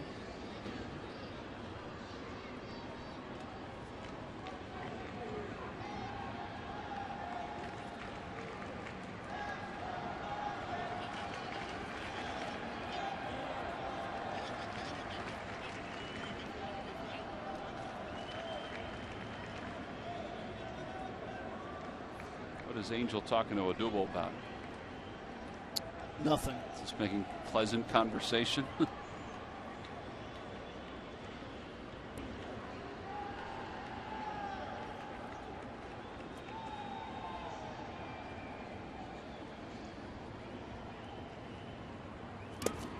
Breaking ball, and it's 1-2. Angel asked for the appeal. Ted Barrett says no swing.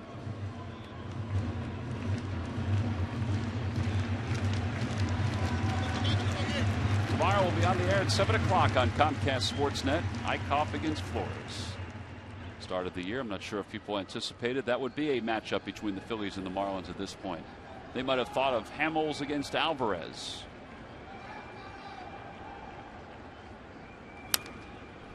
And Odubel stays alive. It remains 1-2.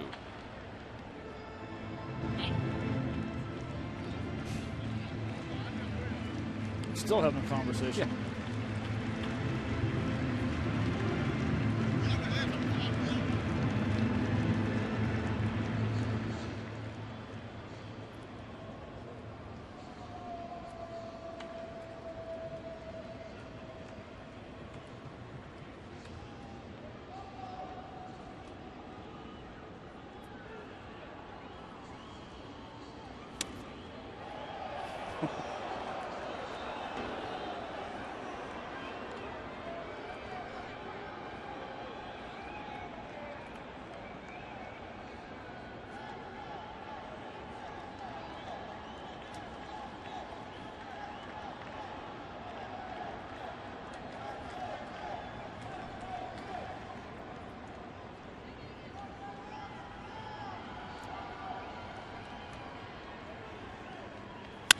That one's out towards center field. Ozuna comes charging in to put it away. First out is retired here in the 9th inning, and Cody Ashe will pinch hit. It'll be Ashe pinch hitting for Adam Lowen, and Ryan Howard has come out, and he's going to pinch hit for Darren Ruff.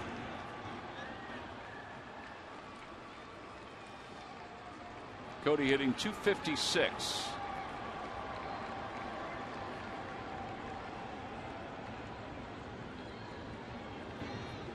Last 21 games hitting over 300. His numbers aren't great as a pinch hitter. That one is hit well deep to right field. It is gone into the second deck, and Cody Ashe has made this a 2-run game again, and that run that Ichiro scored is huge and even bigger now. Solo home run for Ashe. That makes a winner out of Miriam Narkavich of Norwood, Pennsylvania, in the McDonald's home run jackpot. Well, that was a great swing right there by Ashe. Well, it was a great swing, and it happened very quick. Fastball inside. Use that top hand. Down to the baseball, head down. It's a bomb to right field. So now Ryan Howard will pinch hit with a run across. 9-7 the score here in the top of the 9th. See Ryan's career numbers against the Marlins: 39 home runs, 117 runs batted in. Takes a breaking ball. It's 0-1.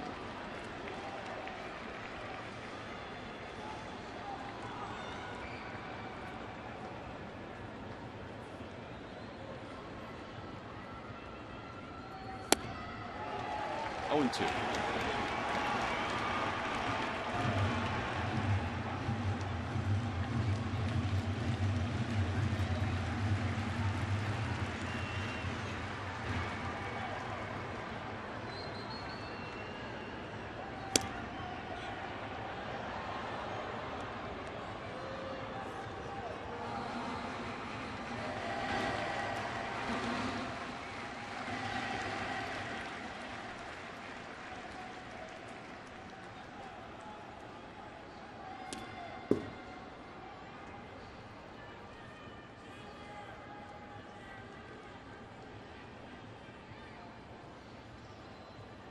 Aaron Altair will be the next batter for the Phils.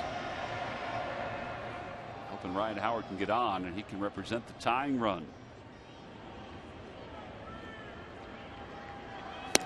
Waves at a changeup, and there are 2 outs. And here comes Altair.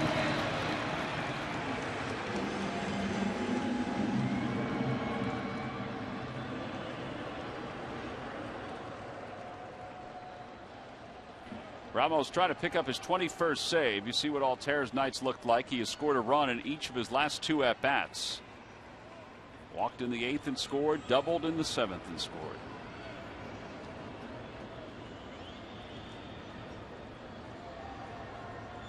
Fastball, and it's 0-1.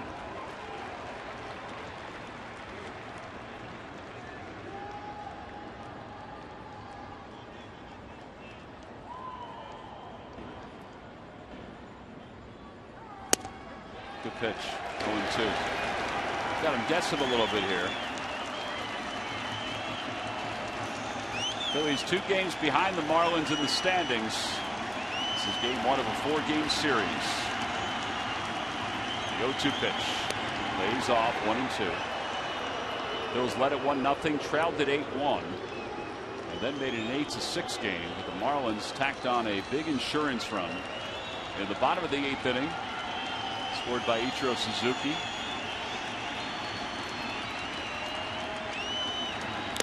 And a foul tip hung onto by Real Muto, and the ball game is over. A valiant effort by the Phils to come back, but they come up short as the Marlins win it 9-7 to take game 1 of this 4-game series. Now Dan Jennings' team scored 8 runs in the first 2 innings.